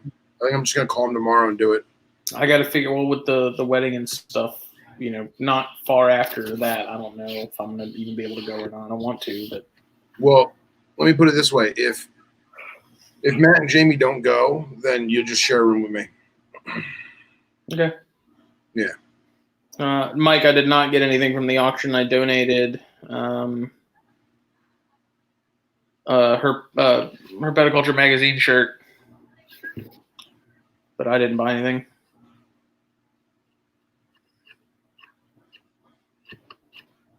There's a lot of cool stuff, though. Cox, you need to go to Daytona, bro. Bring your old lady. Have a day of it. Enjoy it. You need to do it. Since you did go to Carpet Fest. Exactly, bro. Exactly. Yep. And you don't have to talk to the tortoise people. You don't have to talk to the weird-ass lizard people. You just talk to some good old Python people. And drink yourself some fine South Florida whiskey. Nice. That's going to be good. That'll be good. Cox and Copney together again. But I mean, there's that's the two events each year I really want to make is Carpet Fest and Daytona and everything else. I'm kind of like, meh. I'm okay if I don't get to it. But I want to go to Tinley as a fly on the wall. I don't want to tell people. I just want to walk in. I want to walk in. I wear my gecko hat. I just want to walk in and just be like, I know you. You know me. And just see what it's about. Because I feel like if I make it like Daytona, I feel like it'll be work. Does that make sense? Yeah. Like I'll feel obligated to see people and talk to people and not to sound like I'm a fucking big shot. I'm not. I'm a nobody. But I still feel like I'm going to be obligated to bump elbows and bend elbows with people. Yeah. I've heard Tinley's a lot of fun. That's such a far trip. I mean, for all we know, Daytona may not even happen this year with the virus stuff. So who knows? Don't fucking say that, man. Hey, sad as shit. Knock on I wood. don't even have any friggin' wood here. There you go. Close enough. Plant life. So, but yeah, man, I love Daytona. That city has become a wretched hive of scum and villainy. But that Reptile show is my fucking jam. Well, it's nice too because the first thing I did was find the nearest cigar shop, and as it turns out, there's literally one a mile from the hotel. You did. I regret not going. It's not bad. What is it? Don something? Don Kiki. Yeah. Don Kiki's. Don Kiki's. It's a nice. They had it's like 2 stories. Like there's lounge stuff upstairs. There's no walk-in humidor. Like the whole place is the humidor down below. Selection is it's not bad. It's nothing exceptional. Okay. I don't believe they had Roma, but it was I killed like an hour there. Cool. Cool. By myself. Alone. Sorry. Like a weirdo sitting in the corner upstairs in the darkness. The darkness. Sorry, bro. Because I was like, hey, I'm at the cigar shop. Phil was like, oh, okay. I got unpacked. I gotta find my room. Bro, we weren't like we are now. Does that make sense? I thought we were. Oh man. Man, make me feel bad about that shit. Ugh. Man. Mike Cobney, Daytona equals Myrtle Beach. What is that? It does. pretty much like, okay, Talking so about you have shithole with a great show. Daytona is just like Myrtle Beach. Tybee down outside of Savannah is just like Myrtle Beach. Yeah. Like Myrtle it's a shithole. I'm not gonna lie. Myrtle is not that awesome. They had their spring break heyday in 1989, and that's it. Like 1979. Maybe. Everything in Myrtle Beach just reminds me of like south of the border. Like all the paint's like 30 years old and like chipping. There's like ants covering everything. All the wood is all splintery. Yeah. Like I wouldn't trust a single damn carnival ride that they have because there's like one pin that's probably all rusted out that's holding that thing together. Oh yeah. It's probably get a staph infection just from touching it. Just I don't know. I went to Myrtle, and if I'd never had to go back, I'd be okay with that. But so, has anyone gone to the South of the Border Reptile show? I haven't. We want to. Okay. We just haven't had time. Yeah, I'm gonna go, and I keep telling Jay that I'm gonna go, and it eludes me, man. It eludes me. But I will say this: I've got some crazy stories from Daytona, like after hour stories, and anyone who's going to Daytona, just stay at the Hilton. Spend the money, stay at the Hilton. It's across the street from the venue, and that's where everyone hangs out. That's where everyone stays, and you can walk across the street to the show, and you don't have to worry about crazy hotels. Just trust us. Stay at the Hilton. You know, we used to stay at a place called the Seaside Inn. It was $35 a night. And the last time we went there, we found a bloody fork under the mattress. The stove that was in the kitchen in the room electrocuted my friend's girlfriend. And then our door lock worked, but the window locks didn't. And then there was a door in between to connect the two rooms, you know? Well, the one door to the stranger's room, it would not close, it wouldn't stay shut, and it wouldn't lock. So the other person could just walk into your room. So we had a chair propped up against it, and I guess my friend pushed too hard on the chair, busted through the other door, and found a single room with one bed with 6 Indonesian men. God only knows what the hell they were doing. And, of course, my one friend, the lunatic that he is, he decides to talk to them. Oh, you're from Indonesia. What island? What are you doing? Oh, you guys like snakes? Oh, no, we have King Cobra. No. And, like, that was a whole shit show. So just stay at the Hilton. It's pretty. It's clean. People are nice. It's right there. Don't have to worry about bed bugs. Don't have to worry about bed bugs. Don't have to worry about getting electrocuted or bloody silverware under your mattress or a room full of crazy Indonesian men that are afraid of snakes. Just saying. I mean, you sure the fork just wasn't covered in, like, dried jelly that maybe someone tried to make a peanut butter and jelly sandwich and no, that was or it was blood. Maybe yeah, like there's blood stains on the carpet, bro. It was a shit show. Oh, and the whole point of the story is that the next year we didn't book a hotel room because we were like, oh, we'll just go to Seaside Inn. It's $35 a night. Fuck it, right? It was half torn down and condemned by the city with caution tape and shit. So we're like, oh, going back to the Hilton. Guess it's free this week. Yeah, right. Spending the money, going back to the Hilton. Go live with some crackheads in there. And then this is an adult show, so I don't care. I've been drinking. I don't give a fuck. The titty bars in Daytona are now pasty only. So if you're a single man and you're looking to see some boobies, that is not going to happen. And then we wound up leaving because the girls happened to be from Miami. And they basically said, oh, you guys want a real show? We're from Miami. Why don't you go VIP? Blah, blah, blah, blah, blah. And we're like, yep. Time to go back to the hotel. Nice try. Yeah. So, yeah. So if I wanted to go catch some crabs, I'd take a trap out to the beach. That's it, man. That's it. Ugh, God. What a fucking ugh. Crab season is over in August. Sorry. Mike went to south of the border. He said it was small, but the quality of the vendors was better. I'm glad to hear it. Yeah, I've heard I will forward that along to Jay.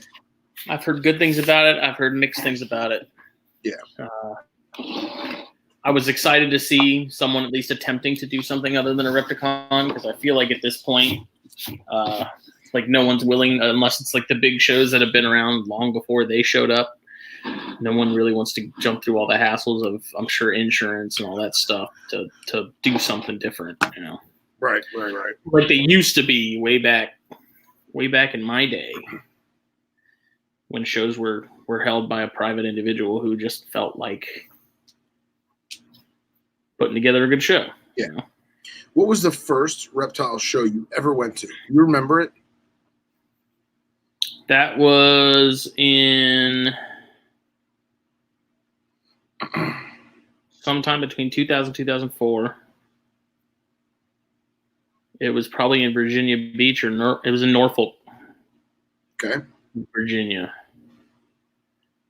I don't remember the selection. I just remember the building, because it was a lot like the Jameel Temple that they do the Columbia show at. Okay. Except it was better lit. Okay. Like you could actually see what was going on in there. I feel like the Jameel Temple's kind of a dungeon. I got you.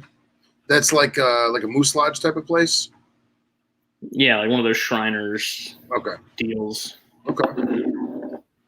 The first Reptile show I ever went to, I remember it clear as day. I was 14 years old, and it was at a place in Fort Lauderdale called I don't want to say it was a Red Roof Inn, but it had some special name like Flamingo something or other, and it was basically I guess it's a room, like I want to call it a ballroom because it wasn't big enough to be a ballroom, but it was a half-assed motel's version of a ballroom. Like the ceilings were normal height, you know what I'm saying? Mm-hmm. And it was a anything goes kind of reptile show, and there was everything there. There was guys selling Gila monsters. There was guys selling leopard geckos. There was one guy with a bunch of chameleons in those collapsible wire flight cages. And I just remember looking at it going, wow, this is crazy. And the guy with the Gila monsters, obviously I was infatuated. I was 14. And I was asking him all questions. And my dad, he has no idea what the hell's going on. He's not into reptiles. And I remember I had a Led Zeppelin t-shirt on. It was actually the what album cover was it? I don't remember. I had a Led Zeppelin t-shirt on, and the Gila monster guy was this big, fat, old hippie with like braids and like beads in his beard and shit. And he's probably I'll dead give now. you a Gila monster for that shirt. Well, no. He's like, can you name the band members on your shirt, boy? And I did, and he goes, oh, that's very good, man. All right, so now which one's Jimmy Page? And I was like, that guy? And he's like, Leave. No. And my dad was like, come on, we gotta go. We gotta get the fuck away from these guys. They're gonna beat your ass. But poser. Yeah, didn't buy anything. It just I remember that clear as day. The guy with the Gila monsters, he had adult Gila monsters in 10-gallon tanks with no cage clips. With like, do you remember it was like prehistoric label makers, where like it was like actual like metal tape, and the numbers were popped through like a license plate. Yeah, it was like embossed or whatever. Yeah, he had those, and it was like $199, $79, and it was like all adult Gila monsters with shredded newspaper in 10-gallon fish tanks. Oh man. I'm so ready to get this next issue of the magazine out. Yeah, I'm excited. I don't know what it is. I don't know what's in it. This one's massive. How many pages? Well, I won't say that. It's going to be bigger than normal, and that's because I took a bunch of articles and was like, yeah, I'll put in the next one, Then I looked, I was like, one of the articles is like 6 pages long on Google Docs. I was like, crap. So why don't you take out an article and save for next month? Because it's already I've already made it. So what? It's digital. Copy and paste, bro. People are quarantined. They need something to read. Okay, I'll give you that. You're gonna do special COVID-19 outbreak edition. It's that Spilotti's article. It's cool. literally 12 pages in the magazine. Wow. And like 2 of those pages are solid, like nothing but text, no pictures. I got to a point where I was like, I can't drag this out anymore. Like I gotta have just some text pages. Like it kills me to do that, but I was like, unless this thing's gonna be 20 pages long and take up literally like a third of this magazine, I gotta do it. All right. And I had to go through and make some changes to that one too, like edits and stuff, because the guy's in Europe, I don't know where, but English is not his first language, so there were some things I had to change up a little bit, and structure-wise and stuff. But yeah, I finished that today, thank God. So now I can move on to the next one. But this one will probably be pushing 60 pages if I had to guess. That's not bad. I was expecting more. I mean, the average issue now is like what, around 50? 45-ish or so. Okay, that's not bad. Yeah. Not bad. Billy likes to clip my wings and keep it conservative, and I'm like, put it all in there. Like, we'll get more content. Just throw it all in. 100 pages. I gotta be honest, I kind of side with him, bro. Like 30, 35 pages is kind of. Well, that's what he was telling me originally. He's like, we have like 4 or 5 articles on top of like our regular stuff. That's it. And I'm like, come on. It's like Vogue is like 1 million pages long. We can do it. It's Vogue. I mean, look. Can I not aim high? Look at Maxim issue number 5. How many? It's hard to soar with the eagles when you're surrounded by turkeys. Hey, man. Benjamin Franklin said that the turkey should have been the idol of America. And thank God it wasn't. I agree. Hell no. Bald eagles, dude, there's nothing like every time you see a video of a bald eagle flying, there should be Metallica playing in the background. I concur wholeheartedly. As it's going down to take like a small rabbit and just fucking mutilate it. Like there needs to be like Ride the Lightning or something playing. Like Master of Puppets. I don't care. Yeah, Free Black Album. Well, Benjamin Franklin said that the eagle is a horrible representation because the eagle is a thief who will steal food from other birds, and the eagle is for what I believe he used the term bloodthirsty predator, while the turkey is the master of his domain. He guards his flock. He takes care of his poults, as they call them. And it is completely. And they're dumb. They don't even know how to get out of a freaking fenced area. They'll back and forth the same section of fence. Okay. Like, and I refuse to listen to the guy who tied a kite to a key and it got struck by lightning on purpose. Hey man, we're talking to each other on a live video chat because of that. He made some glasses. Big whoop. He's on $100 bill. Yay. I'll tell you what though. Fuck Benjamin Franklin and daylight savings time. If the turkey was our national mascot, every country, every like giant communist country in the world would fuck with us so hard because we'd have the dumbest animal. Okay. You're right. There's nothing badass about a turkey. Gobble, except on Thanksgiving because they're delicious. Or on a sandwich. Or at a Renaissance festival when I have the leg. Turkey bacon. I'll eat turkey bacon all day long. I love that stuff. That always bothered me at like Renaissance festivals. They have the turkey leg, and it's like, listen, prior to I think it was 1640, there was no turkeys in Europe. So during the Dark Ages, they would not have had turkey legs. Just saying. On that note, I'm getting another beverage. Excuse me. Cassowary should have been the national bird. That's a badass piece of machinery right there. Yeah, you're right. You're right. Cassowaries are absolute death machines. 40 to 50 pages is like Billy has to talk me off the ledge on that stuff a lot, actually. Like you can ask him. He'll be like, oh, yeah, I have to tell Justin no a lot. Because I'm always like, more, bigger, better. Billy's like, nope. But sometimes we make a accidental miscalculation in the number of articles. And so we end up with more than usual. It's an accident.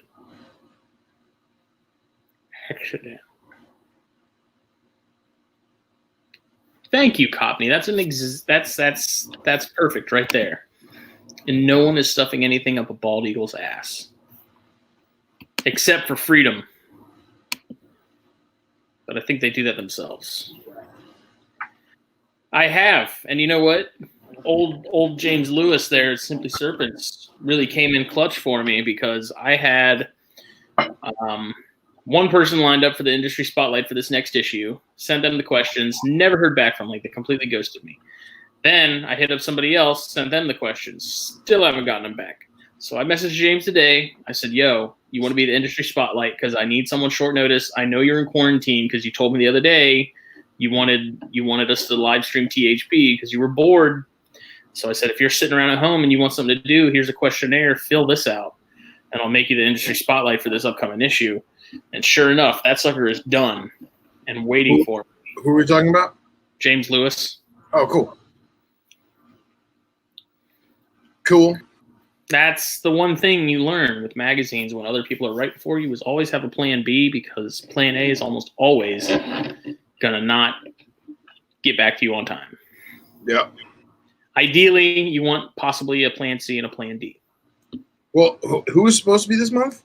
It's supposed to be Peter Birch. Oh, that's right. You told me. Yeah. I sent him the stuff, haven't heard back. Then I talked to Brent at Venom Life, who's a really nice guy. Love that guy. He's awesome. Sent him the questionnaire. He's like, I'll work on it. At Daytona because I was hammered drunk. He said he'd get it to me this weekend. Or was it last weekend? I don't know. But either way, I was like, yo, deadline's coming. James, I need you. And sure enough. Yeah, James is still navigating the whole levels and audio engineering thing. That's kind of a steep curve, so you have to give him a break. If you haven't done any of that stuff before, as far as like levels and EQ and stuff, it's kind of overwhelming.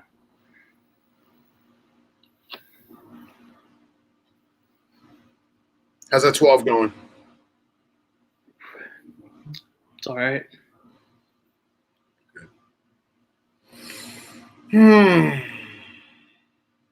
I was impressed by that Tabak. Yeah. Tabuk. I was impressed by that last week. I gotta get more of them. I was actually really impressed with that Nova. I think I'm gonna buy a box of them. That Nova was tip top.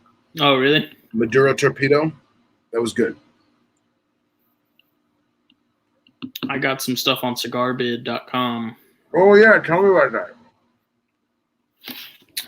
So let me pull it up here.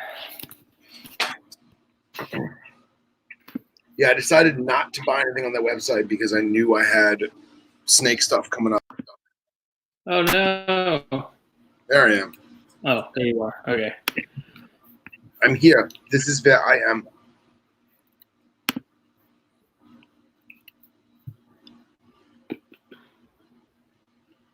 So they have these free falls, which is basically like what I was telling you. You kind of sit here and the prices drop. Like they run them for a couple days, but the prices drop over the course of like several minutes. And if you sit here long enough, they get to like a lowest and you can buy them. So you basically just keep the page open while you're watching TV and wait for it to go down, however. Right. Like a box of 20. Do you have to refresh the page or no? No, it's dropping like right now. Like you can see it. Okay. Let me see if I can zoom in. I don't think I can. I don't think you can when it's like that. But like a box of CAO flatheads for 20 of them. Like it's at $78 right now, $76. $75. Like, nice. they're decent prices. Like, that's not a bad price for those at all, because we sell those for like $9 a piece. So you're looking at, $200 or whatever almost. Right. But then they have like their regular bids. Right.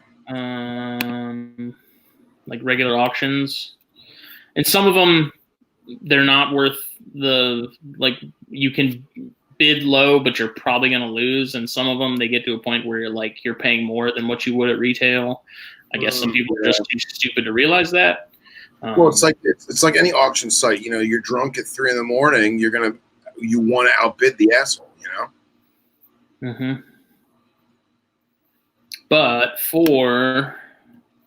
I think shipping is like $6.50, like $6.50. So I got this Nicaraguan 4-pack, which has 2 of those Monte Cristo Espadas, which I really like, 2 of the Romeo Nicaraguas, which I also enjoyed. We got a 10-pack of Bartagas Maduro Toros, 5-pack of the Oliva Master Blend Robustos, and then a 10-pack of LGC Serie Rs. I paid, I think, $113. Nice. Shipped. I mean, that's for 30 cigars. So awesome. It is not a bad price. So here's my thing: those free falls. What's the incentive? Like why do it? Why not just market them at their lowest bid? I think it's just to get people on the website, like staying on the website, like keeping traffic. I don't know. I really I don't know. Like, part of me is kind of suspect of this whole site. Like, it's cool, but I feel like none of the prices really beat what I would get them for at work with my discount stuff anyways. But some of them do. I mean, I got a 10-pack of those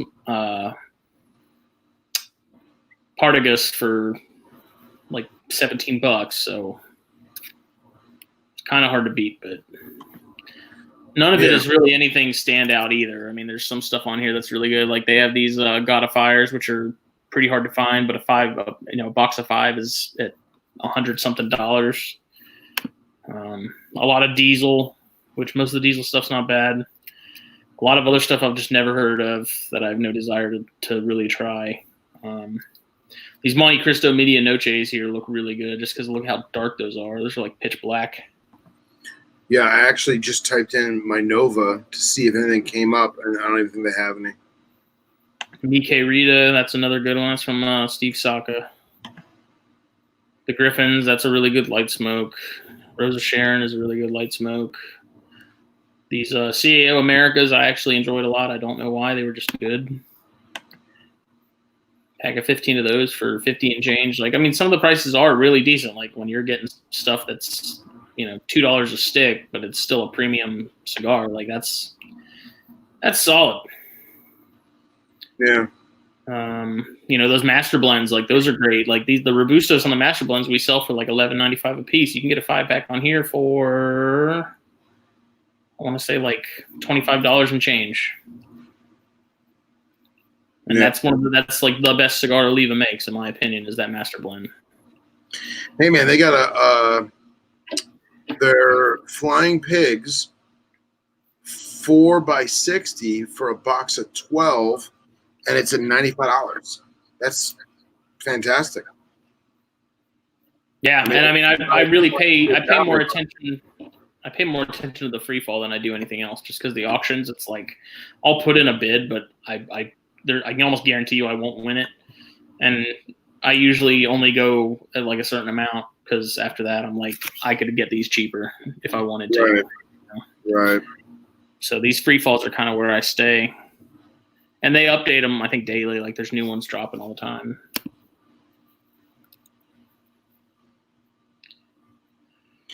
Interesting. Let me see if there's any Caldwells. There's some on here. They had The King is Dead, which is my favorite out of what they do, next to The Last Czar. Dude, a 10-pack of Last Czars in a Bellicoso. Oh, it says resetting. What is that?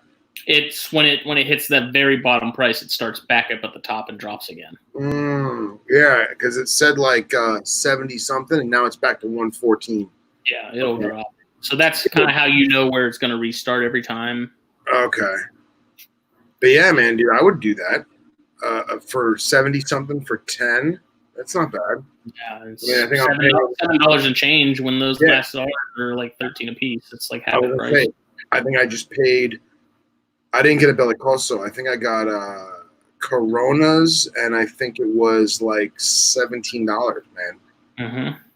So that's pretty good.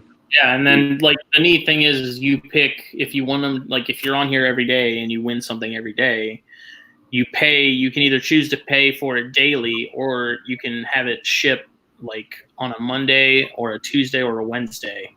And so then, like each week, with whatever you win, it all gets shipped at one time. You pay for it all at one time, or you can have it ship it out daily, which I think was kind of cool. But yeah, that's cool. So now I'm just looking at this. It says, "Oh, I just dropped my phone." It says "view lot," right? Mm-hmm. And then it says "add to lot watch." There's no like buy now. Yeah, you just go to view lot, and then like it'll load the current price, and you'll wait for it to hit where you want it to hit, and then you'll just hit confirm this purchase and buy now. But they make you put in a card and stuff when you sign up, so there's like no getting out of that. Like when it like once you've hit confirm, like you're buying it whether you want to or not, you know. Right. Okay. So you do have to kind of be careful because like once it's there, you're locked. Obligated to it. But yeah, man. 10 Bellicoso last Czars. I'm below $80, man. It's a limp dick. You can't beat it. See these right here. These are the Partagas black labels that I get all the time, so I'm about to straight up snatch some of these, dude. Just gonna wait. 10-pack of these puppies.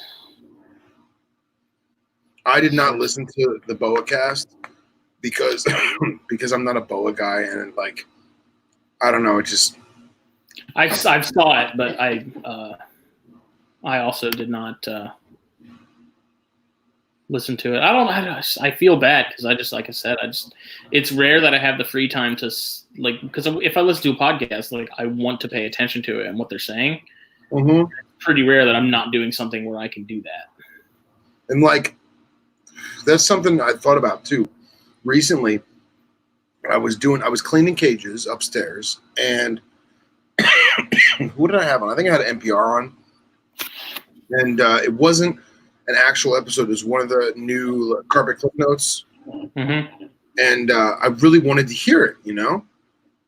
And I was doing stuff, and I stopped.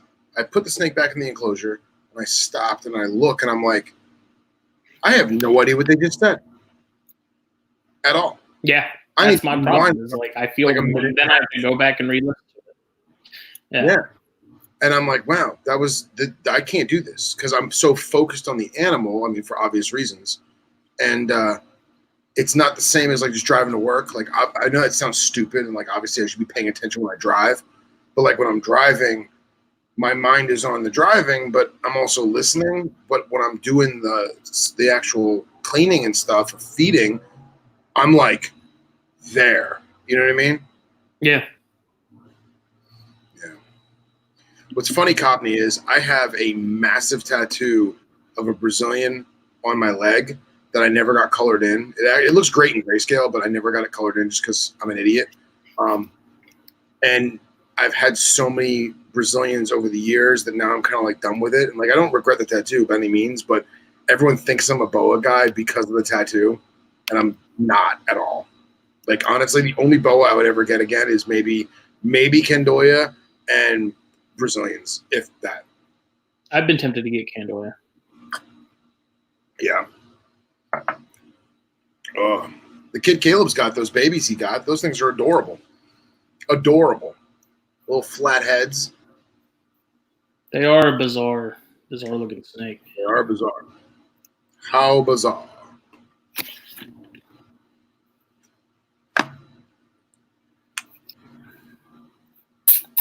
Argentines are cool. I have not actually seen a lot of Argentines lately, but I feel like people are looking for them. There's actually a girl that works at Underground's retail store that has a really, really nice like pinkish hue one and she's trying to find, I think a girlfriend for it. She's trying to find a female, but she doesn't want the pink. She wants the dark slate colors, you know? Mm-hmm. I told her I'd keep my eyes peeled.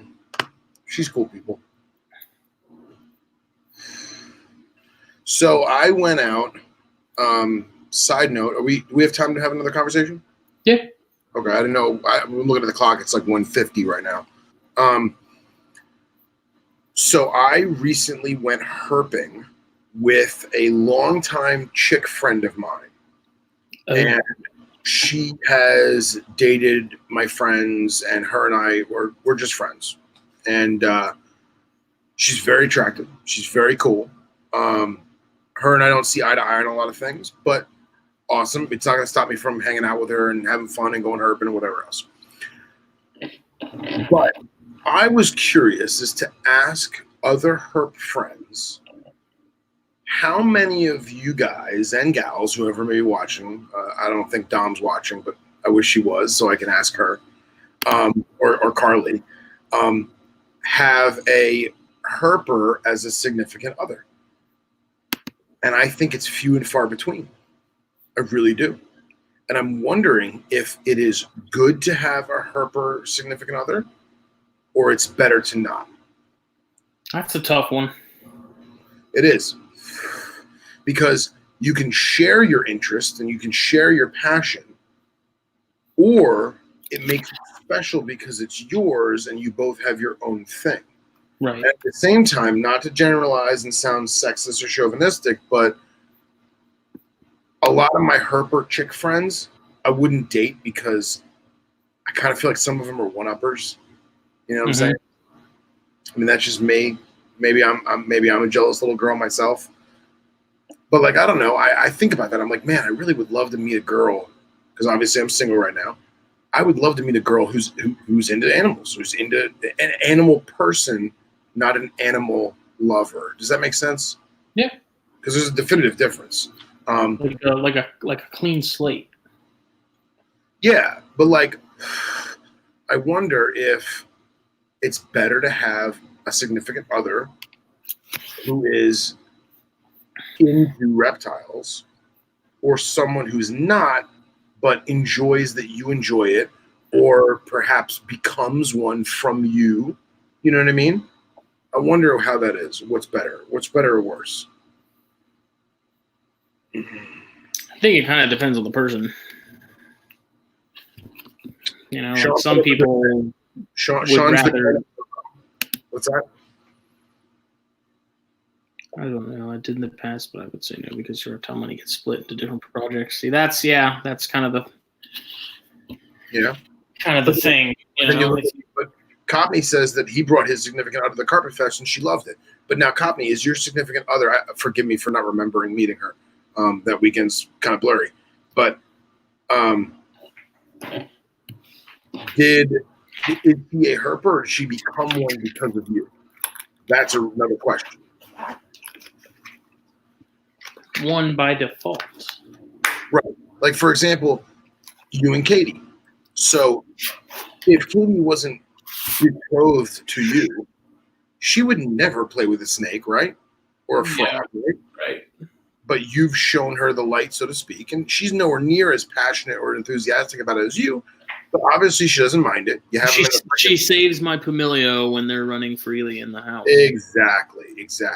While they're still toxic. All right, so Mike likes it. Okay, cool. All right, that's cool. But again, Mike, was she a reptile person before you guys were together, or did she become one because of you? Oh, so you guys both got into reptiles together at the same time? Why were you talking about me? I don't know what he's talking about. Oh, what's up, gorgeous? Hello. Was he talking about me? No, I posed the question of, is it better to have a significant other or gain a significant other who's already into herpetofauna, or someone like yourself that was not into it, wasn't opposed to it, but wasn't into it, and now is becoming marginally into it because of your relationship with him? Which is better? Because I've never dated a herper girl. I think it's either you argue about money spent on them or you argue about which projects the money goes to. It's kind of or where they live. In that aspect. Yeah, but see, I'm not even thinking about the money. I'm like not. Regardless, there's going to be a finance discussion. Like interest. As far as allocation. See, I don't look at it as a finance interest because the same way, like, let's say you were into model airplanes and she was into fishing, or I don't know, right? She's going to spend her money on the fishing stuff. You're going to spend your money on the model airplane stuff, and vice versa. Maybe you buy her a new rod and reel, she buys you a new model or accoutrement. Right. But so that to me is irrelevant. It's the concept of, are they already into it?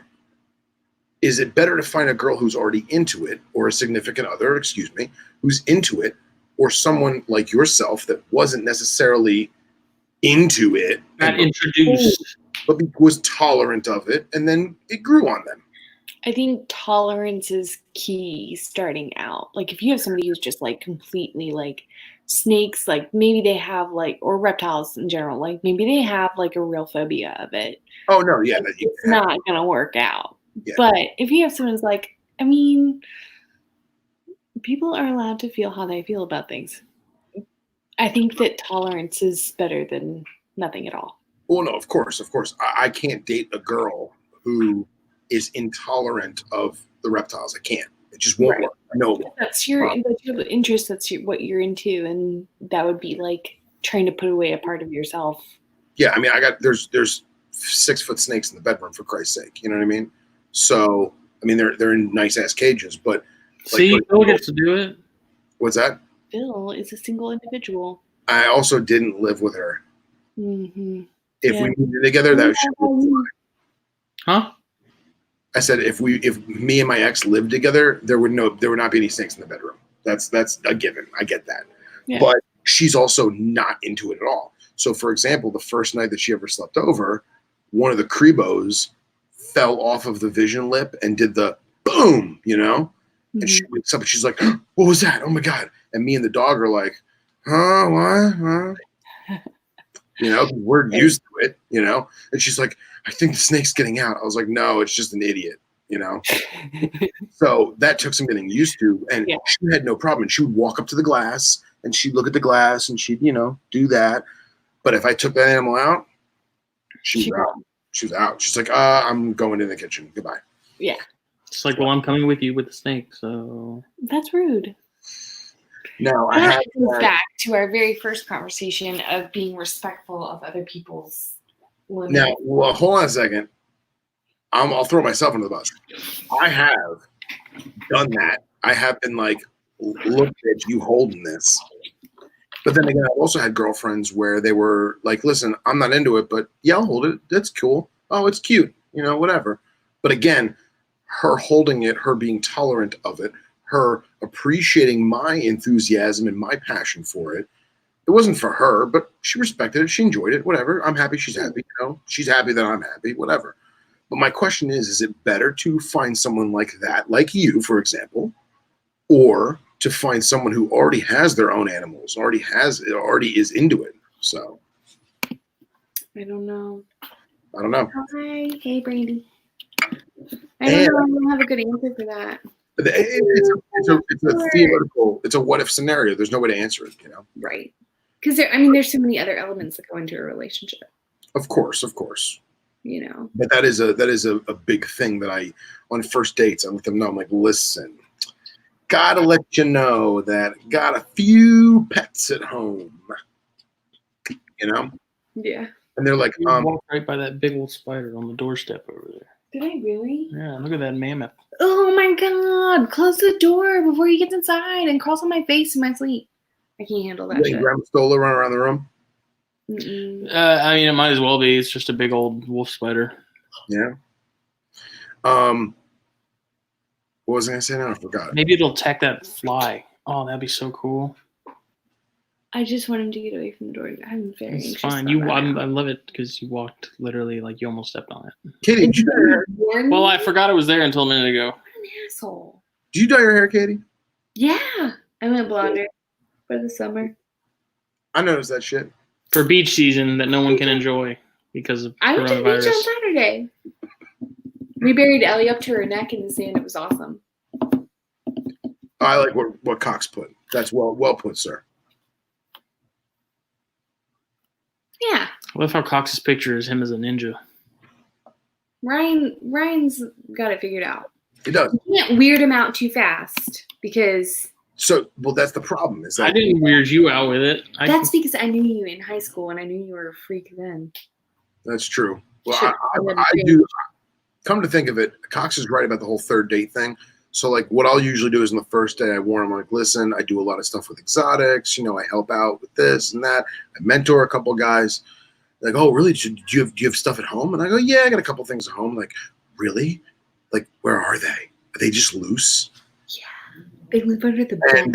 And I'm like, no, they're in enclosures. I got a couple in my bedroom. She's usually like, oh, that's cool. I'll see them. Or, oh, that's great. And then I never hear from her again. But if I make it to that time where they do come over the house legitimately, they go in the bedroom and they see the snakes and they're like, oh, that's cool. Just like these are all of them. And I go, No. In here. Yeah. So when Justin and I started dating, he had kind of taken a hiatus from it. And I remember you telling me that. yeah, he had a gecko, Felicia. She was pretty chill. I liked her. Yeah, I had a day gecko. And a spider. Grandas? I never saw because I can't do the spider thing. It was a big old regalis. They creep me the fuck out. Like just too many legs. They crawl. I can't handle it. Clearly, because there's it's gonna crawl a spider on my on face the doorstep. in my sleep. Yeah. Something did crawl on my face. I don't know what it was. I just brushed it off. It's probably a roach or something. I don't know. Nice. All right, so you gave her the third date thing too? I don't even remember. That wasn't even like because I knew we had been friends on Facebook, and I remembered when he had sold his snakes off, and I just we didn't. I took a break for like a year. Yeah, and I was like, well, maybe that's the end of it, and then I was wrong. It slowly snowballed. I was so wrong. It started with geckos. First, it was like, oh, I'm gonna get another gecko, and then it was that was when PCE was in its infancy. I'm gonna get 80 geckos, and then I'm gonna make them breed so that I can have more geckos to sell. Yeah, all of them. But you gotta admit, Cresties are stupid cute. They are very cute, and he had some that got really fat, and they were cute. She loves fat and obese. I was telling Cobney to get a frog butt for his kid because, dude, that's like the best pet ever. A frog butt? Frog butt gecko. Oh, crested. That's lost its tail. Yeah, you don't have to worry about it dropping its tail. It's already healed up and cute and stubby. Maybe that's just me. Maybe I like stuff with stubby tails. Yeah, it's looks like a nostril. But like, I'll be honest, I would kill it because I wouldn't take care of it properly. But yeah, they are pretty high maintenance. Frog butt Dalmatian is the stupid cutest thing you've ever seen. They were cute. They're cute. The little babies. The babies were cute. Mm-hmm. And it was fun to watch them hatch and stuff like that. But then out of nowhere, it was like, I'm gonna get a snake. Mike Cobney says, define all of them. What do you mean, bro? When we were talking about how many animals do you have? Is this all of them? Enough. I don't know. It's just kind of, if you really love your partner, you put up with a lot of stuff. It's true. The problem is you get them to stick around long enough to love. For Justin, that's his passion. That's his hobby. I wish I cared about anything as much as he cares about that stuff. I'll tell you right now, though, on my dating profile, it totally says published author. You're welcome. I owe you the world, bro. If you really want to get hook, line, and sinker, you can put executive contributor. Is that your Tinder profile? Amongst many. At this point, I swipe out of sheer comedic value. I don't I never match with anyone. It's just hilariously atrocious. It's either prostitutes legitimate models who, for whatever reason, are on there to flaunt their professional grade photography. It's like, listen, you didn't take these in your bathroom, all right, honey? These are legit photos. For the Drakes and Drovers of society, to which point I will not be meeting them in person. So. Oh, it's your Man. girl. What's Mike saying it's going to happen? Define all of them. Is he talking about girls or snakes? Both. Oh, God. There's been some serpents, I'll tell you that. Both physical and metaphorical. Metaphysical. I don't know. I feel lucky we've been together for My last ex, we dated for over 2 years, and we broke up on good terms, adult terms. And she moved back up north to to be with her parents and family and started a new career. And it is what it is. But she never, in those 2 years and change, she never went in the snake room. Never once. Wow. She's like, there's no reason. I was like, just come upstairs. I was like, listen, I got to feed a bunch of stuff. Like, the rats aren't alive. I'm not feeding any live stuff. Just come upstairs, hang out with me. She's like, no. Yeah, you don't have to hear them scream. Yeah. She's like, I don't want to go up there. Okay. Have fun being alone watching Gossip Girl. Exactly. That's literally what she'd do. She'd lay in bed with Netflix, cuddling my dog, our dog, and watching Gossip Girl, or not Gossip Girl. What was that one show? Sex and the City. For lack of a better synonym, Gossip Girl. And I would go upstairs, bang out a feeding for real quick, and then be done with it. But whatever.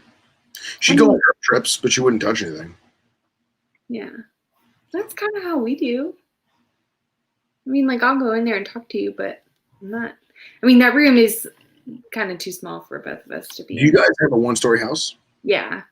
That's all also like frustrated when you get too in his space and stuff. So. Yeah, when I'm like trying to get stuff done and I got you and Ellie in there and I'm like, got to get where you are, and then everyone has to like rearrange. I'm just like, doorway, go to the doorway, speak to me from there. That is one of the cool things about having Venomous. Yeah. What is that one doing? Oh my God, it's going to eat it. Yeah. Like, We have a wheelie chair, like a computer chair in the room. It's just always been there.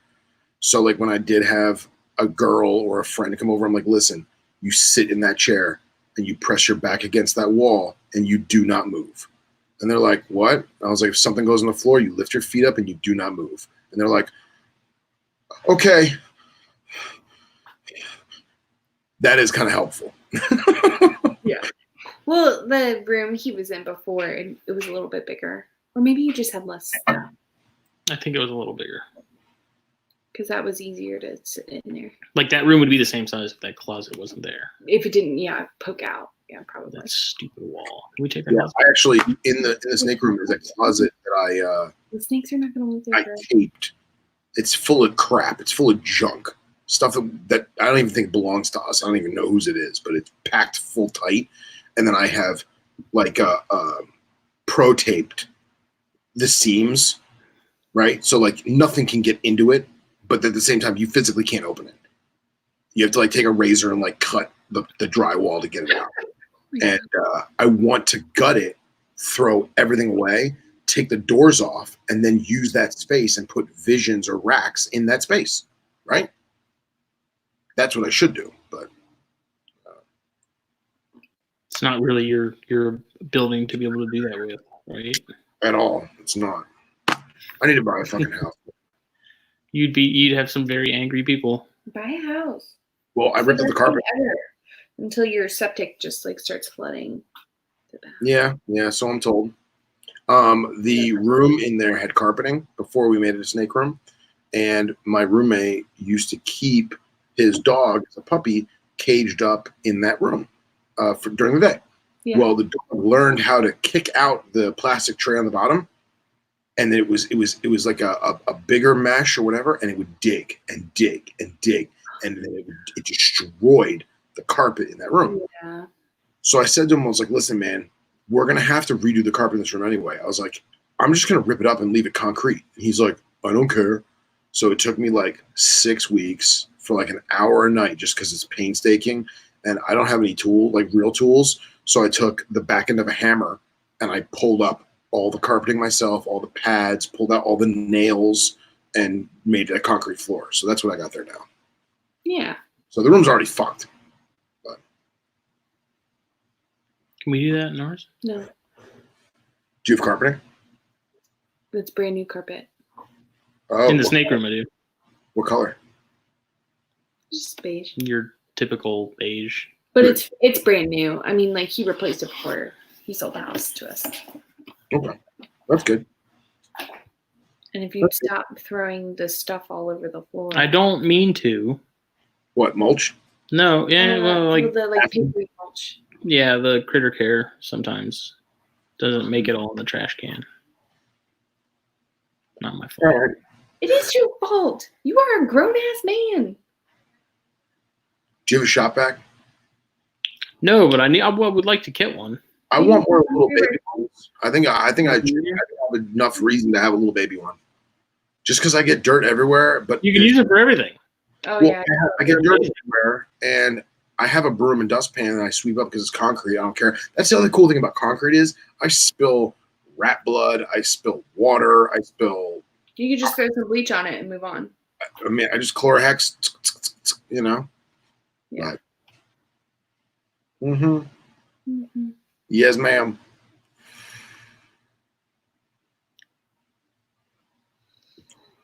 All right, I gotta go to bed. Me too. Calling it a night. Yep. Does concrete floor cool the room down any? I'm looking at houses with unfinished basements, and I've been wondering that. Oh, it probably would. It does, but not enough to really make a big deal. At the same time, though. Well, where does Ryan live? Kentucky. That's the thing is I'm in Florida, and it's always hot. It probably would with Ryan's house. And basements are always colder. Who the hell has basements anymore? People who do not live Below sea level like we do. Exactly. But like my friends up north that had basements, it was always 10 degrees colder, easy. Yeah. Especially in winter. I like concrete because with some of the more high-speed stuff or some of the more impatient stuff like your Retix cocks, I hate carpet because it gives them traction. They have something to grab onto. I don't like that. So. Yeah. On that note, good night. See y'all later. Night moon. Good night, moon. Good night, moon. The comb and a brush and a bowl full of mush. Take care. Be safe. I'm going to buy that book, and I'm going to read that book on snakes and stogies one night. I have that book. I could read y'all a bedtime story. We'll have you record it, and then we'll sell it on Amazon as an Audible book for millions of dollars. I should do my best movie phone voice and just do it. We'll make it happen. We will do that. Do it. Split the money 50-50. I'm game. Word. Bye. Later. Bye.